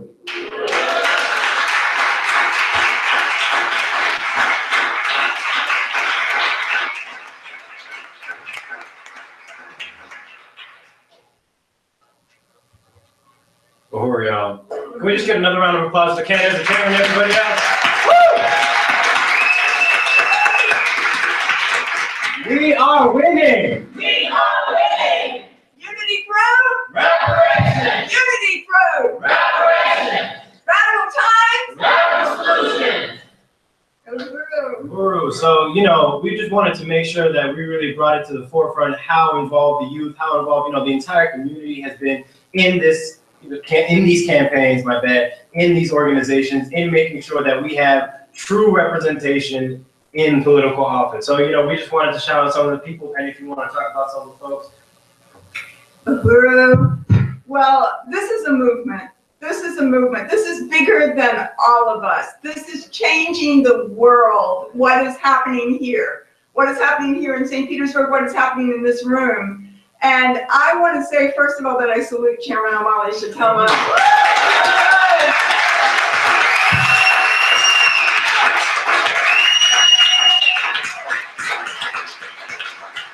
And I just want to say that I am a member of the African People's Solidarity Committee. The chairman formed that organization in 1976. It's the organization of white people that works under the leadership of the African People's Socialist Party, with the mandate, with the task, with the honor of going into the white community to win other white people to take a stand for reparations to African people. And this has been an incredible journey. That's over 40 years ago when the chairman first raised that.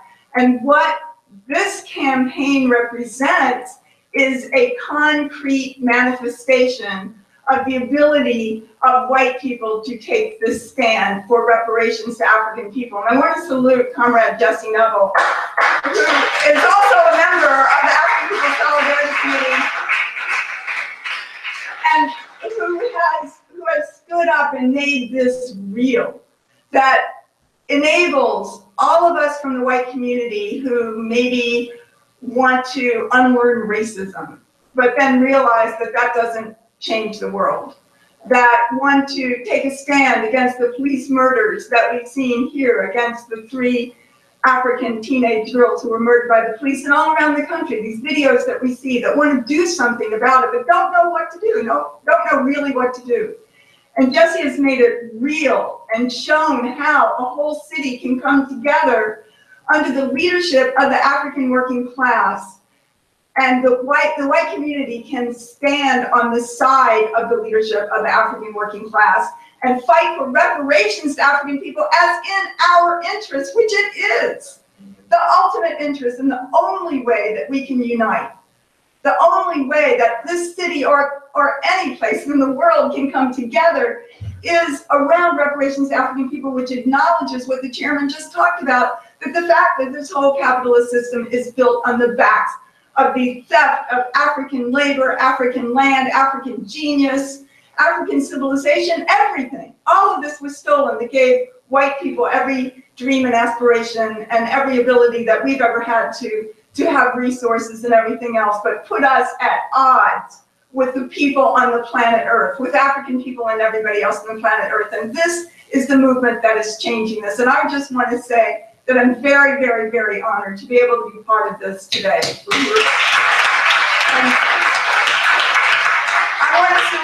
I want to salute Akile, just amazing leadership, 20 years old, so powerful, just part of the African working class and the young African people who are standing up and transforming the world as part of this movement.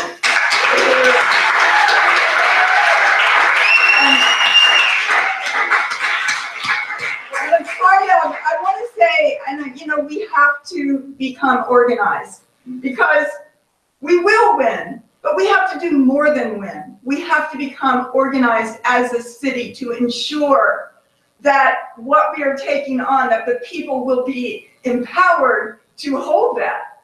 Because we're going up against the state power, we're going up against the powers that be, the ruling class, and that the people have to be organized in a really strong way. And this is under the leadership of Chairman Akile Cainion and this movement and this campaign, and that's what Cured represents. So I want to salute, as part of our campaign committee and our base, we just really have to talk about how important people are. I want to salute Ghazi.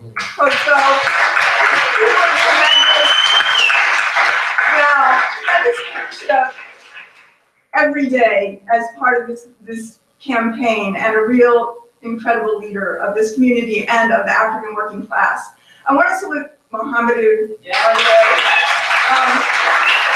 Mohamedou is a leader of the field team and is out there every day, rain, thunder, lightning, storms, hot weather, He's out there leading the people, knocking on doors, struggling for it, building the precinct organization, and really, really powerful.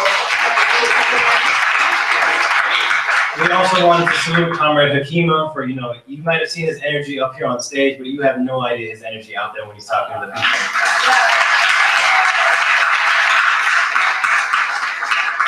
And this field team, I mean, all of the comrades who are going out, this is the hottest time of the year, but just out there knocking on doors, talking to people. I want to salute Comrade Starr. He played a really, really important role.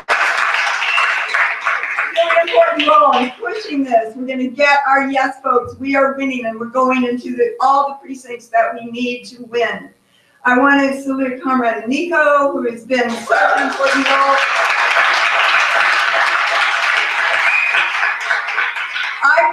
Another of the Gibbs High School students, so dynamic.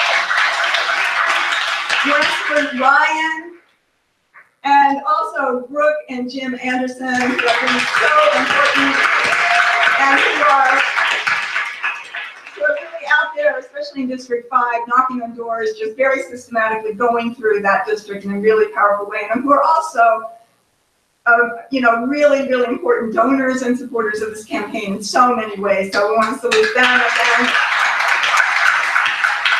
I want to salute Ann Hirsch, who is coordinating Precinct 118, the Old Southeast, who's doing a tremendous job and is also on the phones, just out there knocking on doors, doing so much to win District 6, which we are winning. So I want to salute Ann Hirsch.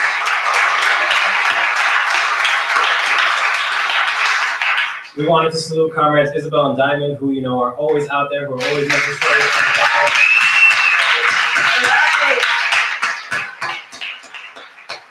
And Zoe. Zoe Hauser. I saw her today, who is working in her precinct in the Kenwood area. It's just been tremendous going door to door with her. Also, LaTanya, I don't know if she's here today, but just so dynamic, really important force in our entourage and also in organizing in the community here.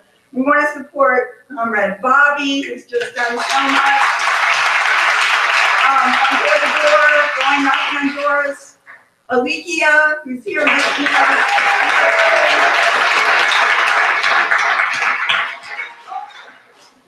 And Lara Clara, who's, I don't think she's here today, she's been really tremendous. We wanted to salute Comrade Liu. Not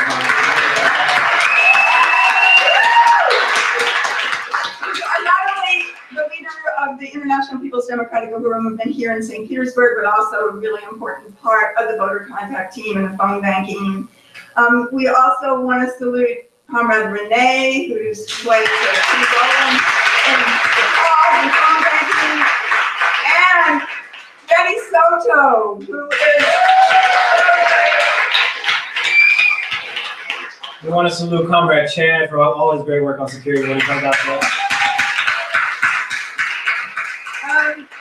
Rose and Jeff Roby and Maggie Golden. They're really doing so much to this. Comrade Jackson and Johan. Comrade Kyle. He's amazing videos and all kinds of agitprop and all kinds of graphic design that he's given to this, contributed to this campaign has been powerful. I want to salute Kat Wysocki, who's one of our very first open supporters who came forward from the very beginning. And we want to salute Comrade Johnny X, who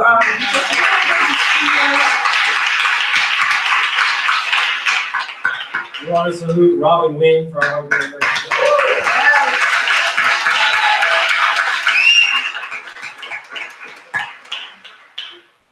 And we want to salute Pop Lancaster, who takes just all these great pictures.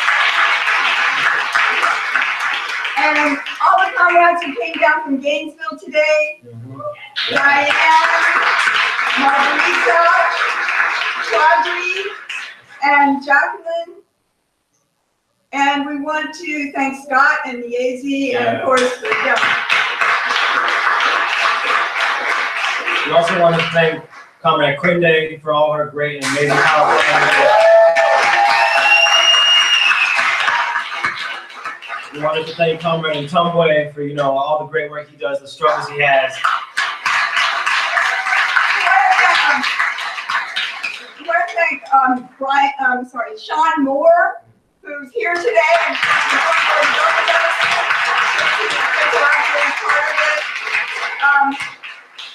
and Tom Way, who's organized in the barbershops, and every time Akile goes in there, she's the celebrity of the town. It's really amazing and powerful. We want to salute Black Power 96.3 FM, who just, it's all the AD work and everything that goes on. And we want to salute Connie Burton, who is a known activist, a well-known activist from Tampa, who's here today. I'm really glad to have you. And many more.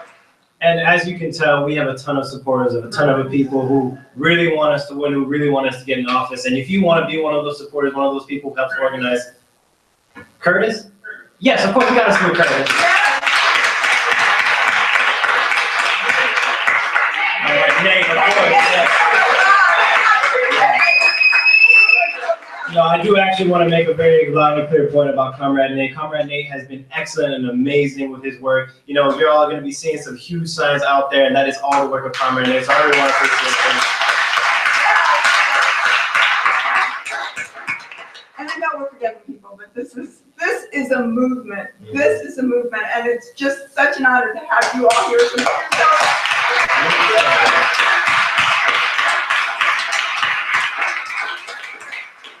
So we wanted to just talk about our schedule for this week, because tomorrow night is another debate. It will be District 6 debate. Akile will be there. It's going to be at City Hall, in the City Council chambers, and there's hardly any seats there, so we got to get there early. It starts at 6:30, and we haven't totally determined what time we're going to get there, but I think we need to be there about 4:30. To see, because we need to really pack that room, and we don't want to be pushed into another room where we have to watch it on TV. We want to be in the room with the candidates, so that's going to be really powerful. So how many people can come out tomorrow night? Great. So Hakima, I think Hakima's going to be getting people's names and everything. And then again, Tuesday night is the mayor's debate, again, at City Council chambers. Same time, 6:30 p.m. We're going to go early to try to get, as many seats as we can inside the City Council chambers. How many people could go Tuesday night? It's so important to be supporting the candidates here. It just, brings up the energy in the room, and it's so powerful to show the extent of our movement. So that's really good. And Wednesday through Saturday, we're going to be knocking on doors and making phone calls as usual. And this is where we have to be organized. It is very, very exciting and very important to go to the events, but we have to be knocking on the doors. We have to be in our own neighborhoods and all the other places that we're going to be in the city if we're going to win, if we're going to translate the victories that we see the campaign, the candidates, Jesse and Akile, winning on the stage. We have to turn that into organization. So how many people can go door to door, knock on doors at least once this week? Excellent, excellent. All right. So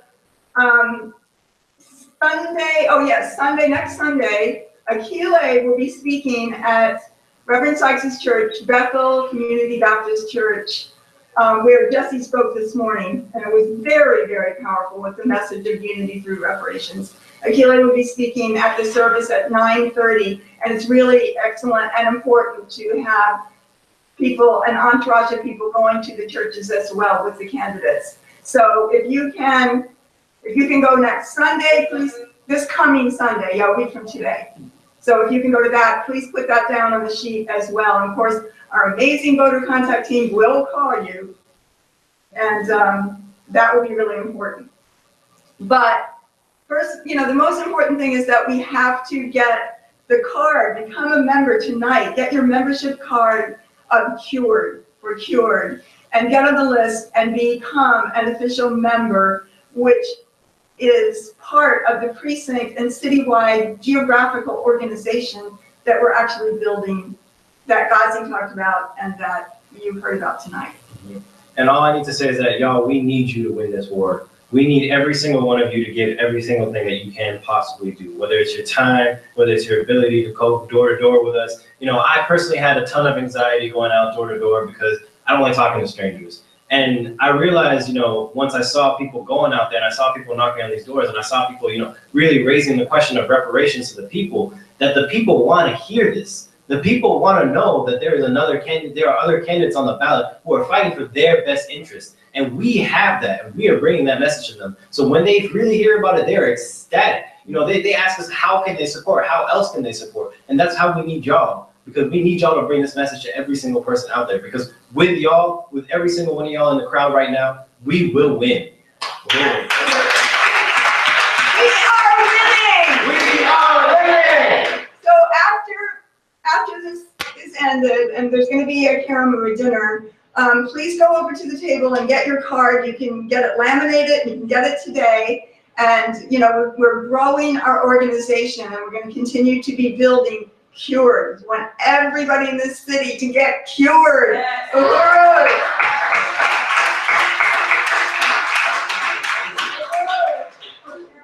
Yeah, I was wondering if you could say anything about July 25th and about some of the support, you know, well, at least indirectly, like from the college and some of the ministers we've met with, to give people a sense of how things are moving. Is that possible? Yes, it's possible. Yeah, we can speak to that. So as you heard from the other candidates, as you've heard a couple times now, our candidates are being shut out from the only televised debate that's going to go to thousands, that thousands of people are going to watch on July 25th. And it's purely based on, you know, a rigged election system. They don't want reparations to be on the ballot. They don't want the people to hear about candidates that are going to represent their best interest. So, you know, they came up with this fake, phony rationale, a way of cutting out our candidates, which was we're going to let the candidates with the two candidates with the most money participate in this televised debate, something that they had not done in the past years, ever before. You know, someone who had raised $17 that he donated to his own campaign was able to participate in this televised debate the last time it was held. So we understand that this is a rigged system, that it's a rigged election system, and that they're doing everything that they can to make sure that our candidates' voices don't get to the people. And, you know, one of the sponsors for that debate was St. Petersburg College. And, you know, after pressure from the students, after, you know, the students themselves held a press conference on their campus, they actually pulled out their sponsorship from that particular debate.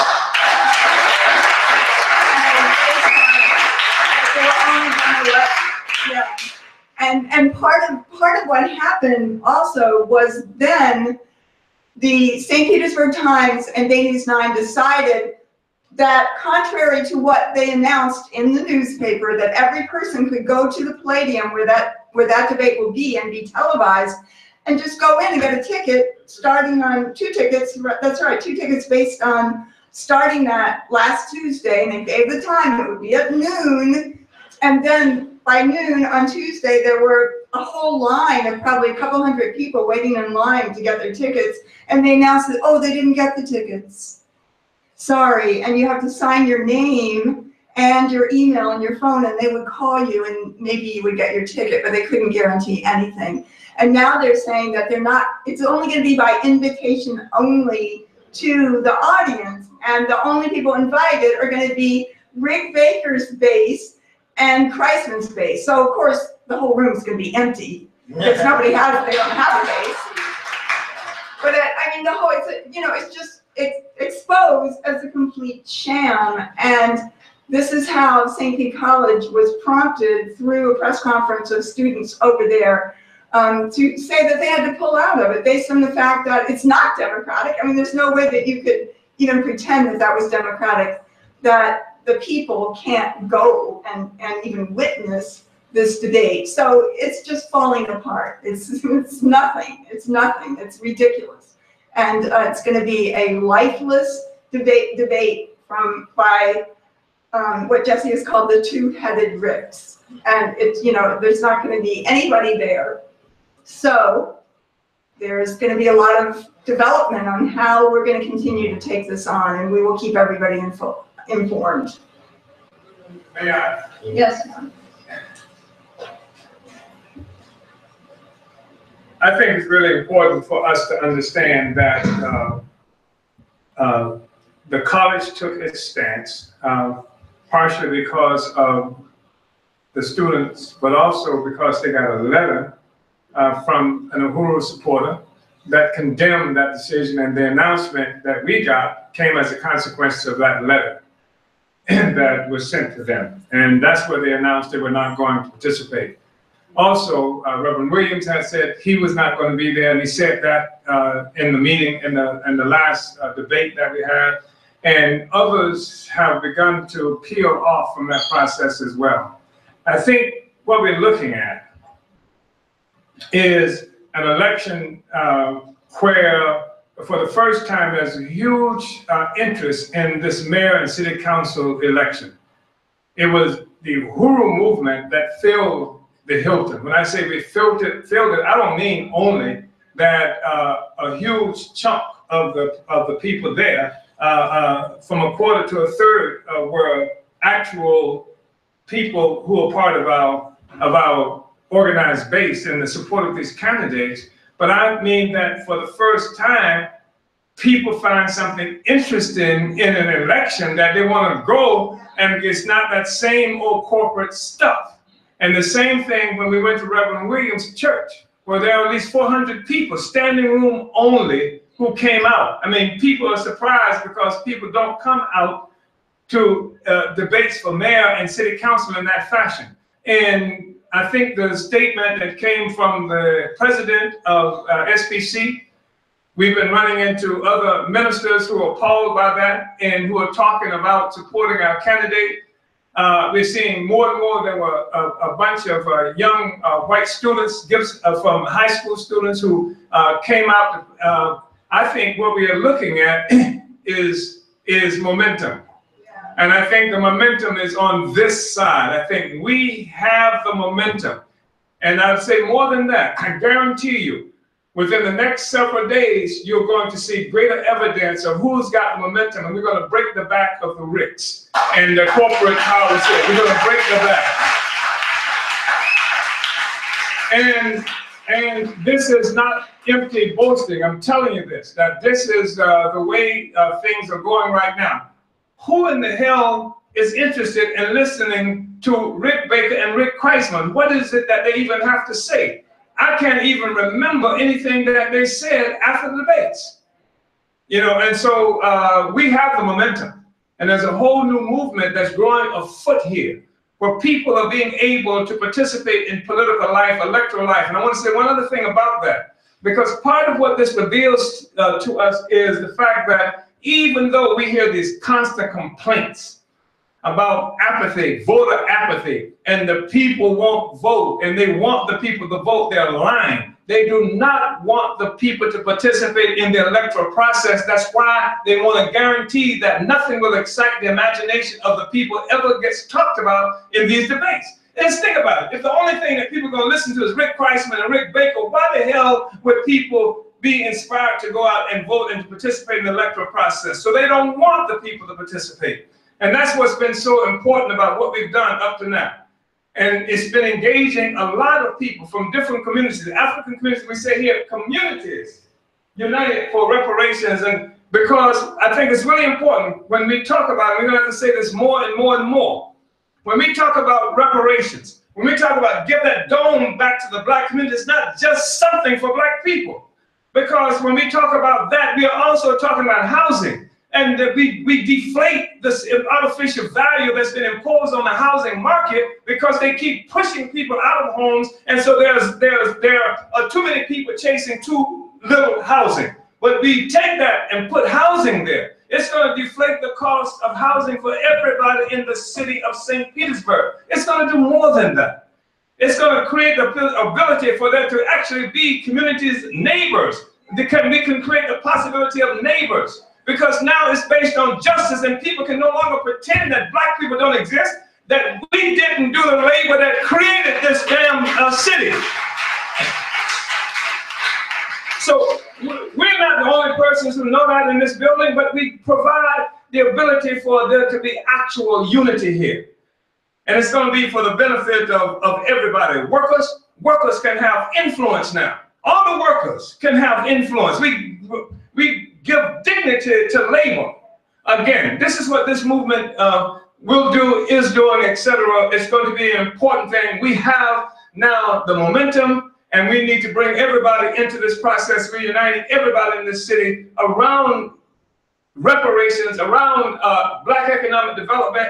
Just think about it. All the housing value, what we do in terms of the tax base, everything like that. When there are people who can work in this community and pay into the tax base, who can, and not this welfare economics that they're talking about, some CRA or some welfare they're going to give us, damn welfare. You know, what we want is the ability to create our own economic activity, our own economic life, where you can actually have money circulating inside the African community. We can hire each other, we can like each other now. As a consequence of this, and the element of desperation is removed from this city, and people can enter into genuine relationships that's based on justice and righteousness, and this frees up this nonsense that's been imposed in terms of how we understand the world. The Times is at the center of this whole thing, how they fabricate the notion of who black people are, who the 3 drowned girls are, who a 13-year-old child who never had a chance is. This is the stuff that we're going to liberate this city from and everybody from, and so we can have a genuine kind of relationship. Citizens united for reparations and economic development is going to help to make that possible. And all the people who are gun shy about being a guru, well, we want to get you cured. Yeah, right on.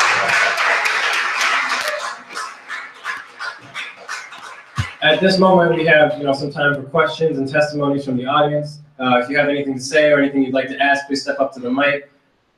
Move it out for you.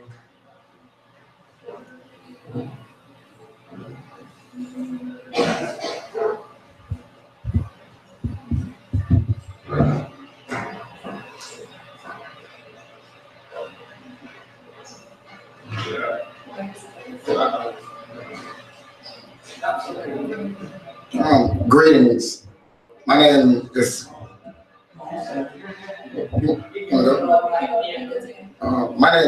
King Bomani. It's my first time. I'm from Tampa, Florida. First time here, but I've been abreast and aware of the organization from afar. I actually had a teacher. I heard you mention Jomo, and I had a teacher that was part of, a great teacher that was part of NAM, North American Mamas, and he taught me a lot about the organization, as he taught me a lot of things. But my question is, and my concern and what I want to inquire about is because as I first walked in, I heard the brother talking about actually like bashing capitalism. So, and not saying that I'm supportive of capitalism, but I have a great understanding in the Black community when you trying to convey a message to the people in the community that doesn't really have a lot of knowledge on particular things. So, my question is, of you have members that's running for office and you at the same time bashing capitalism, how do you convey that message to, is there a line where you say okay, is it the people that's in positions that's take advantage of capitalism, and did people take advantage of capitalism and made the system bad? Or because it's kind of hard when you say that, when you tell the people in the community that, well, we don't like capitalism, that it's a bad system, but at the same time we're putting people in offices. Do you convey the message that, well, it's not the system, but it's the people that took advantage of capitalism, because people get confused about that. Well, we haven't run into the kind of confusion that you're talking about. And we're talking about capitalism got to go. It's rotten. It was something that was born of slavery and colonialism. It has no redeeming qualities at all. The social system has to be destroyed. And just because we say capitalism has to go and we're running people for office, that's like saying because I catch a sale at a supermarket that somehow I'm for the supermarket. Everybody, we are trapped in a capitalist system. And what we have is in every society on the planet Earth that has ever existed is comprised of an economic base. The economic base, how that whole society participates in getting what it needs to live, survive, etc. And then resting on that economic basis, what is called a superstructure. And the superstructure, that's ideas, the ideology, and what have you that stems from that. And when you have a system based on slavery and colonialism, then every idea, every institution, all the culture permeates and justifies and reinforces capitalism, slavery, and colonialism. It's got to go. People cannot live with it. I agree, but do you feel like that the American government is part of capitalism? Like, yes, the American government is an institution that is the administrative an element of the capitalist class. Okay, so if we support black candidates, if we support black candidates that are running for positions in America, what are they going to do to change that? Like, I mean, that's what I'm trying to say. Like, you know, if I support a black president or support a black mayor, if you support, if I'm supporting a black mayor, if I'm supporting someone that's running for mayor. The program is the question.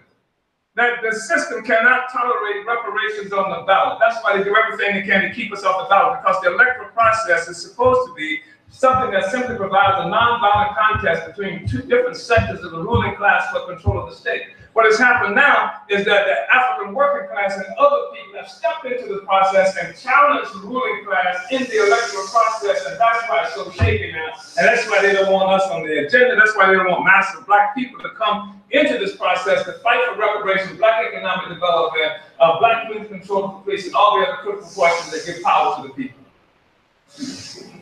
Okay, thank you. Yeah. Where's Jeff? Yeah, there you go. Yeah. Yeah, it was marvelous hearing Comrade O'Malley talk about theory in actual English for a change. I come from a somewhat different tradition. It's more the traditional Marxist tradition. And theory is a funny thing, because theoreticians like to talk about theory as something special. It's a thing in itself. The professors debate it, the leftists debate it, the scholars debate it.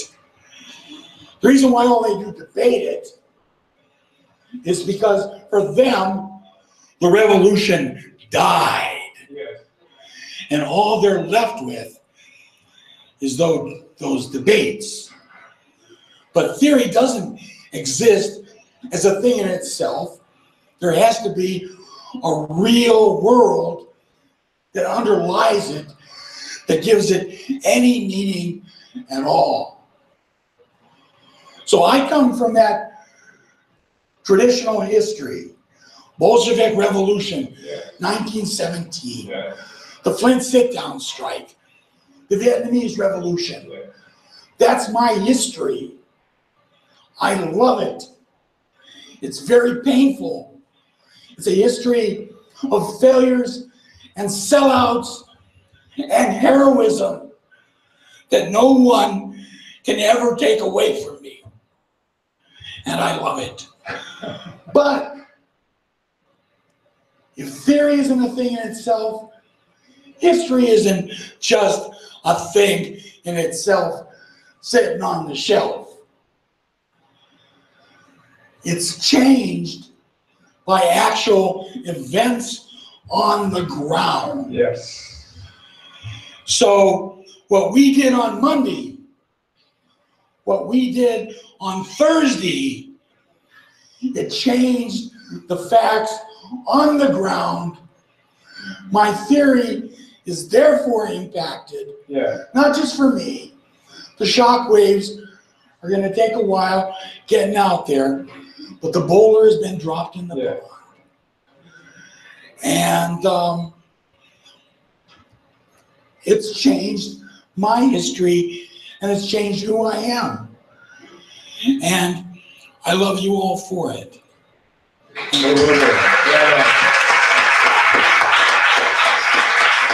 One of these days, we're going to have enough time to have an extensive discussion around some of these questions. I look forward to it. I think it's so cleansing because the fact is the real protection against opportunism, self-outism, this whole tendency to sacrifice the long-term interests of the workers and the people for some kind of short-term advantage for the petty bourgeoisie. The real thing that protects us from opportunism is theory. I mean, you have to have something that you're fighting for. To what end? If you don't have something that you're fighting for, then anything that comes along is good enough. You can call it a victory if you want to, and sometimes it's something that happens against you, like Obama, for example. Obama was not anything against capitalism, against black oppression, etc. But when you settle for Obama as opposed to real revolutionary transformation, that's opportunism. That's when you don't have theory that guides your understanding of what it is that the struggle is about in the first place, and so you settle for that. That's except in the short term. Who benefited from Obama? Not the masses of African people, not the masses of working people, not the people, oppressed peoples around the world. Imperialism benefited, and a certain sector of the African population that's tied to Obama.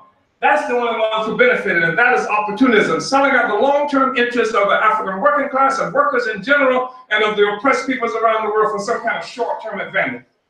We got Obama a job, that's all. And if he wants a job, he should do like the rest of us, repeat it, and then do everything else that they require of us, you know, because I don't think people are just working to get Obama a job.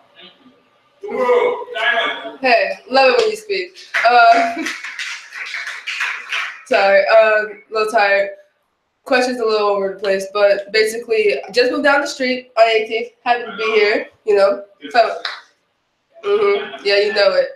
And all I see is gyros and a few shops that sell, you know, the necessary things like maybe some tomatoes, maybe some watermelon. My big question is, how do we make it where we can live off our own people? We can survive off our own land. We don't have to go somewhere. We don't have to send a truck so on miles out to bring my food to us. We should be providing our own food, and not just one garden or two gardens. But I mean, there should be a garden almost on every street where your family can go put in some time. If not, can't put in time because you can't afford to put in time, but still get the food and resources that you need to support yourself and not be feeding yourself pesticides, GMOs, and actually organic. You can see where the food comes from. You're not poisoning yourself and giving yourself cancer anymore, or any of these diseases that are basically population control across the masses for us.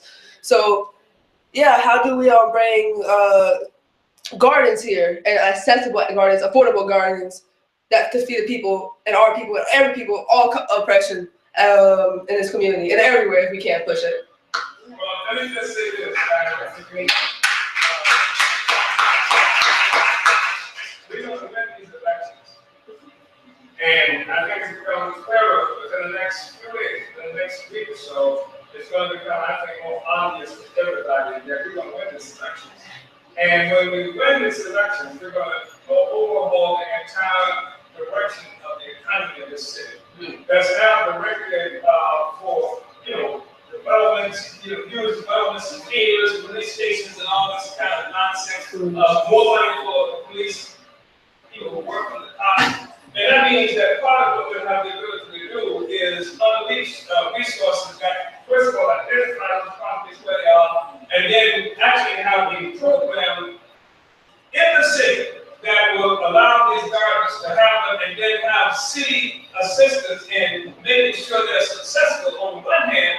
But even as we do this, these will not be city projects. These will be projects of the people in the community who run this. We're going to do that. So we're going to be able to make that happen. But we're going to do more than that. Because when we talk about economic development, you've got to have a situation where resources can circulate inside this community.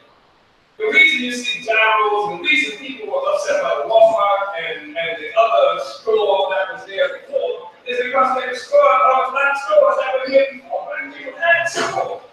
in the gas area, more than 100 businesses were destroyed by policy of this government that put a baseball dome over a community. So people will be able to, and the city has a responsibility to really promote this development and also put resources. I'm not talking about this simple situation where somebody got the mayor's phone number in the back pocket and they phone on a transparent process where the community will be able to own this project and where we can actually have a planned community with houses, businesses, and things like that, which, as I mentioned, will take the pressure off the housing market throughout the city, and it will also enhance the tax base of the city because then you have people who work, who have jobs and work, and money circulates inside the community. Hire people.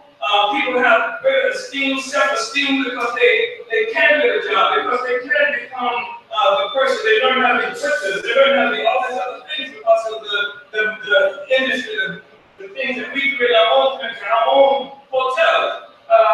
I had a friend one time that I presented that this is a tourist city. It used to be really primarily tourism.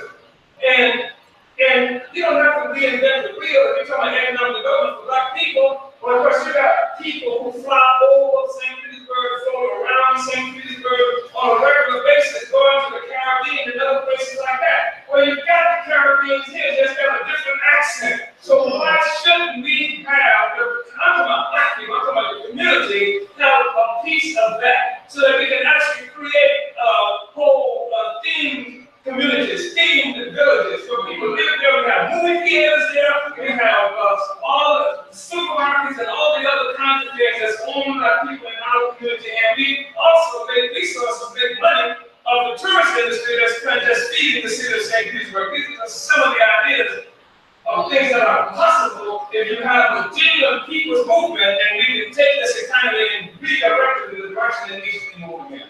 So that's just some of that. Thank you so much. I don't have a question, Chairman. I have this to say. At first, Kreisman had a vision, his own vision. He didn't care about the people's vision. We did a survey and had over 10,000 people sign it. We didn't want no new police station. We didn't want no dome.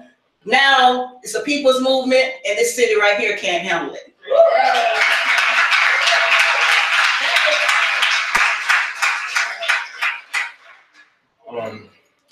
My question is, like, when Jesse becomes mayor, how are we, like, our community gonna control the police? Well, that's a good question. There are two things I think we have to do. One, I think we have to put somebody over that police, the police organization as it exists today, because we gotta root it out. We gotta root out all those thugs and things that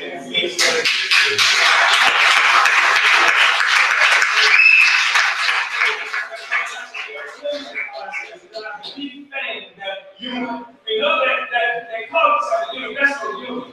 These are the ones, these are the strike breakers of the police. They break the strikes of the workers. That's no union. So that's part of what has happened. But a lot of things for the chief of police, he defanged that union so that they were toothless and had no capacity at all. We got to do that, but we got to try to do it on a more permanent basis. We got to do things that affect ordinances and how the police can behave for the general crime, etc. And then the other thing that we have to do is we have to create community control of the police. We got to defang this other monster that's out there, and we got to keep the kind of sheriff department out of it. You probably heard, if you didn't hear, the person who is over the Police Benevolent Association, that's another name, Benevolent Association, is somebody who said that the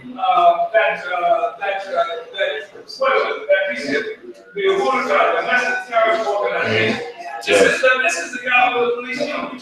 And what has he said that? He didn't find nobody. He didn't shoot nobody.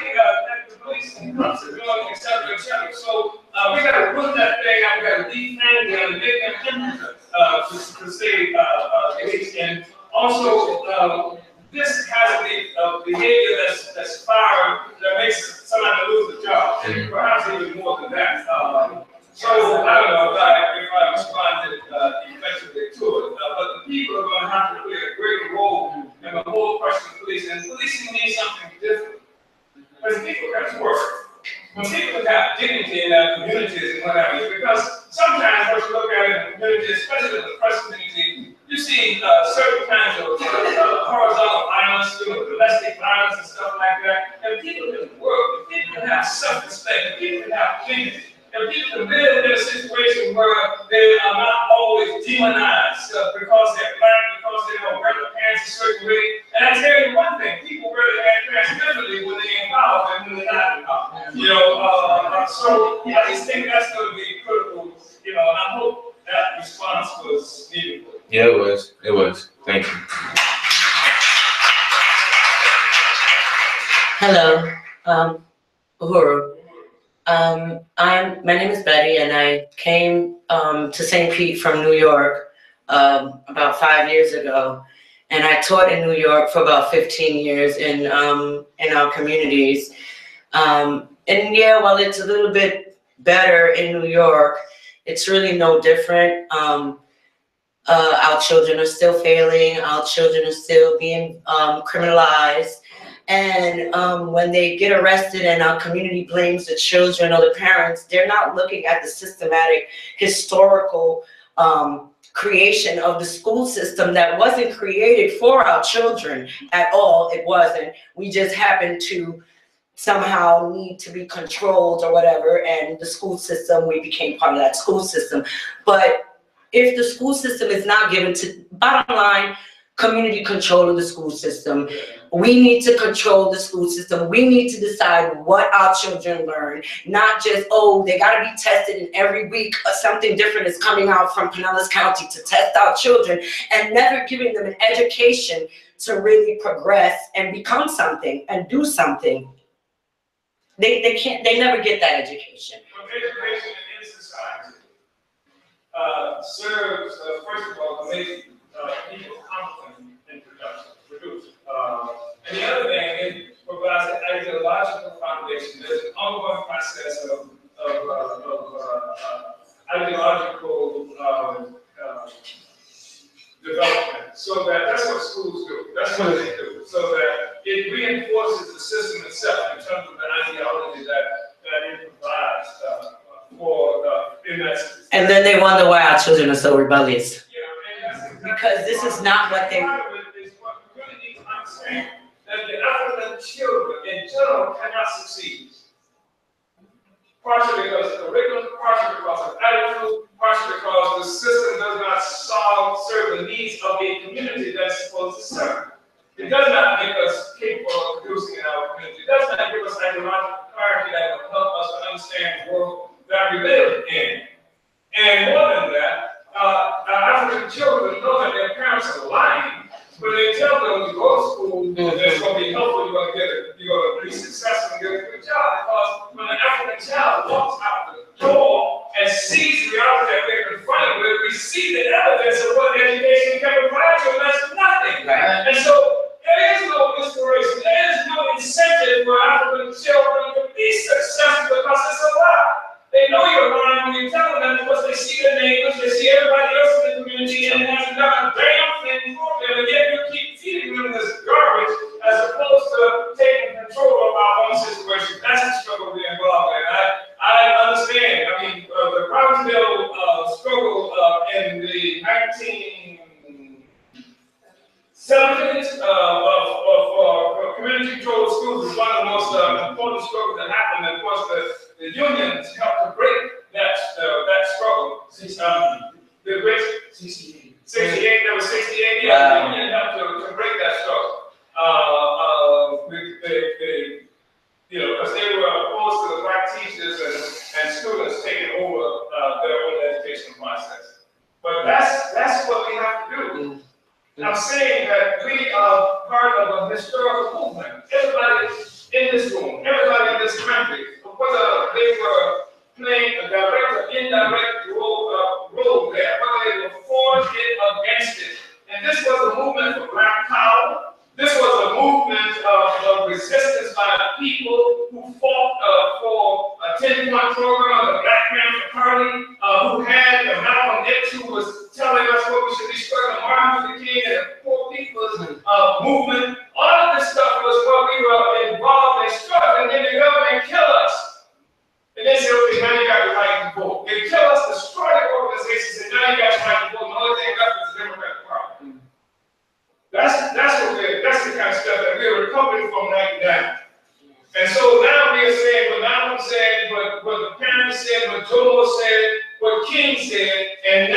going to the ballot with it, and that's driving them crazy. Because that wasn't supposed to ever be on the ballot. It was just wiping the movement out, and then they were the ones who monopolized the electoral process themselves, really dull and stupid. So the only people who want to participate in it are sycophants and the bourgeoisie.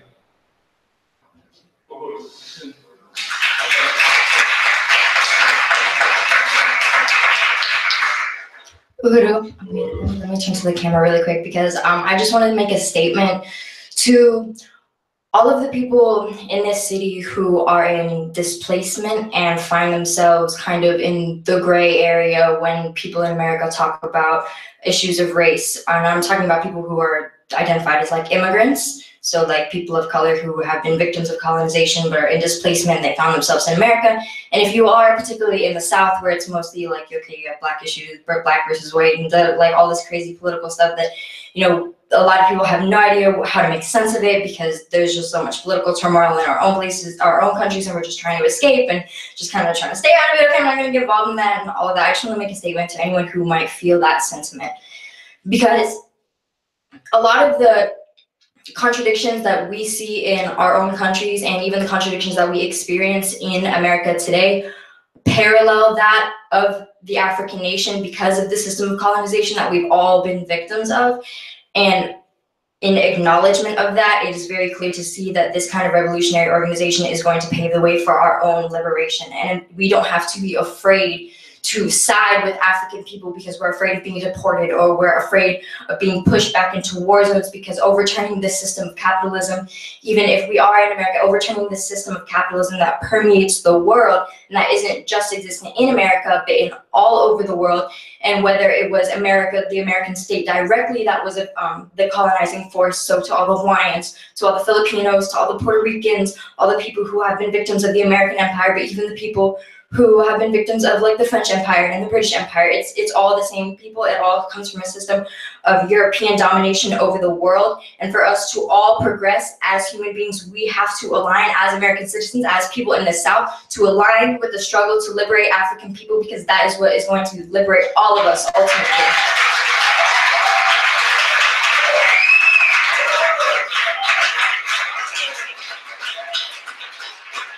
And so I just want to send out an invitation to all of the brown people who find themselves in this kind of gray area and you're so afraid to step out into the light and to align with the liberation for African people. I want to invite you to come into this movement and to, you know, be a voice for those people to say, this is a safe place. You are welcome here. All of your diversities, all of your uniqueness of culture, it's all welcome here. We're all fighting for the same thing, and that's to overturn the capitalist colonial system. And so uhuru to the African nation, uhuru to Chairman Omali Yeshitela for your revolutionary leadership, and uhuru to all of my comrades in this room. I love you all very deeply.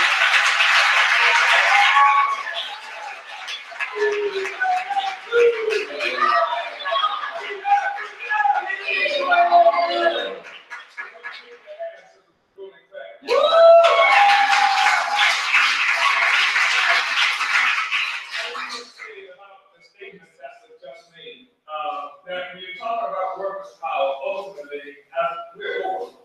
Yeah. And if we keep it long, then you're going to say, I'm not going to go.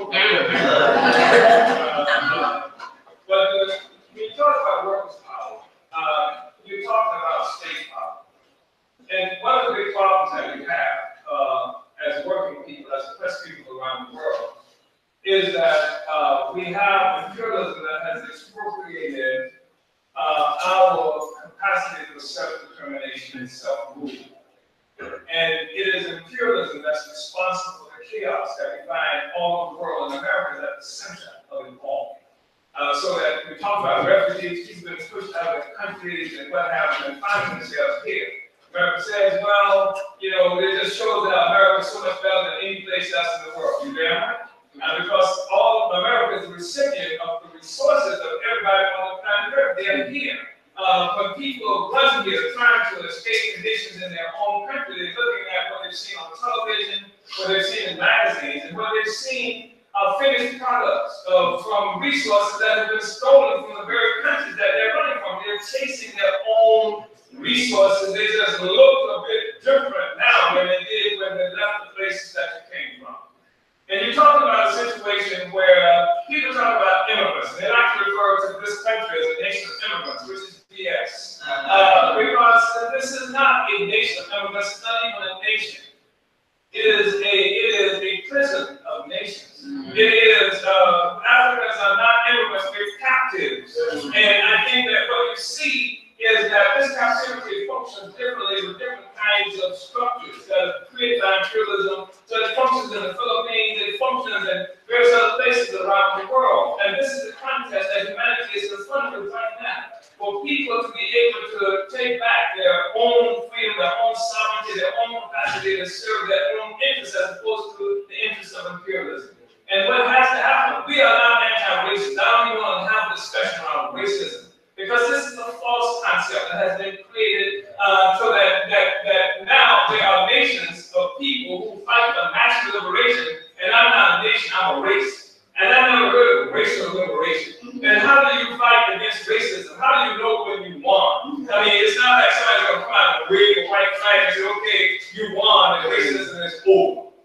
So the thing is that people have a right to be free. I have a right to be free as an African. They cannot set the conditions for my liberation is that I have to integrate with America or anything like that. You can't tell me that I'm a slave one day and the next day say I'm free, but I'm free as an American citizen. If I'm free, then I make the decision on what I am and not. And that's the struggle, part of the struggle that we're involved in. People have to be free. And people have to have a right to make decisions about what their lives are going to be, and they have to have the instruments to carry out those decisions. And right now, what we're talking about essentially is state power, the power of government, the power to make these determinations for ourselves. I want to thank everybody, and please, please, please, brothers and sisters, comrades, we can beat these guys. I think we have the best opportunity that I've ever seen in my life, and I've been involved in struggle for more than 50 years. I feel like the 60s was a dress rehearsal.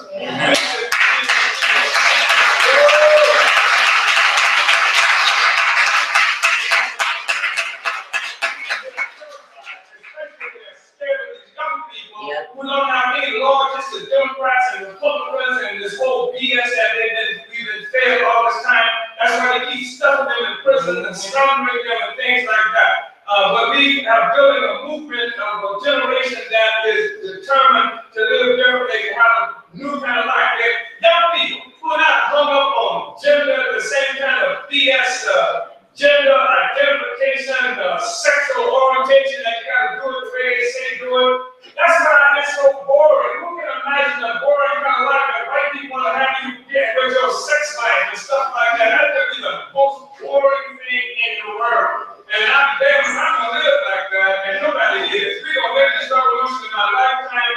We got to build. We got to really do the work. We work for them all this time. Let's work for ourselves. Let's build these campaigns. Let's build cure. And then we can chase these guys out of power, and we can take the power ourselves, and we can be genuinely able to say, all power to the people, and black power to the people.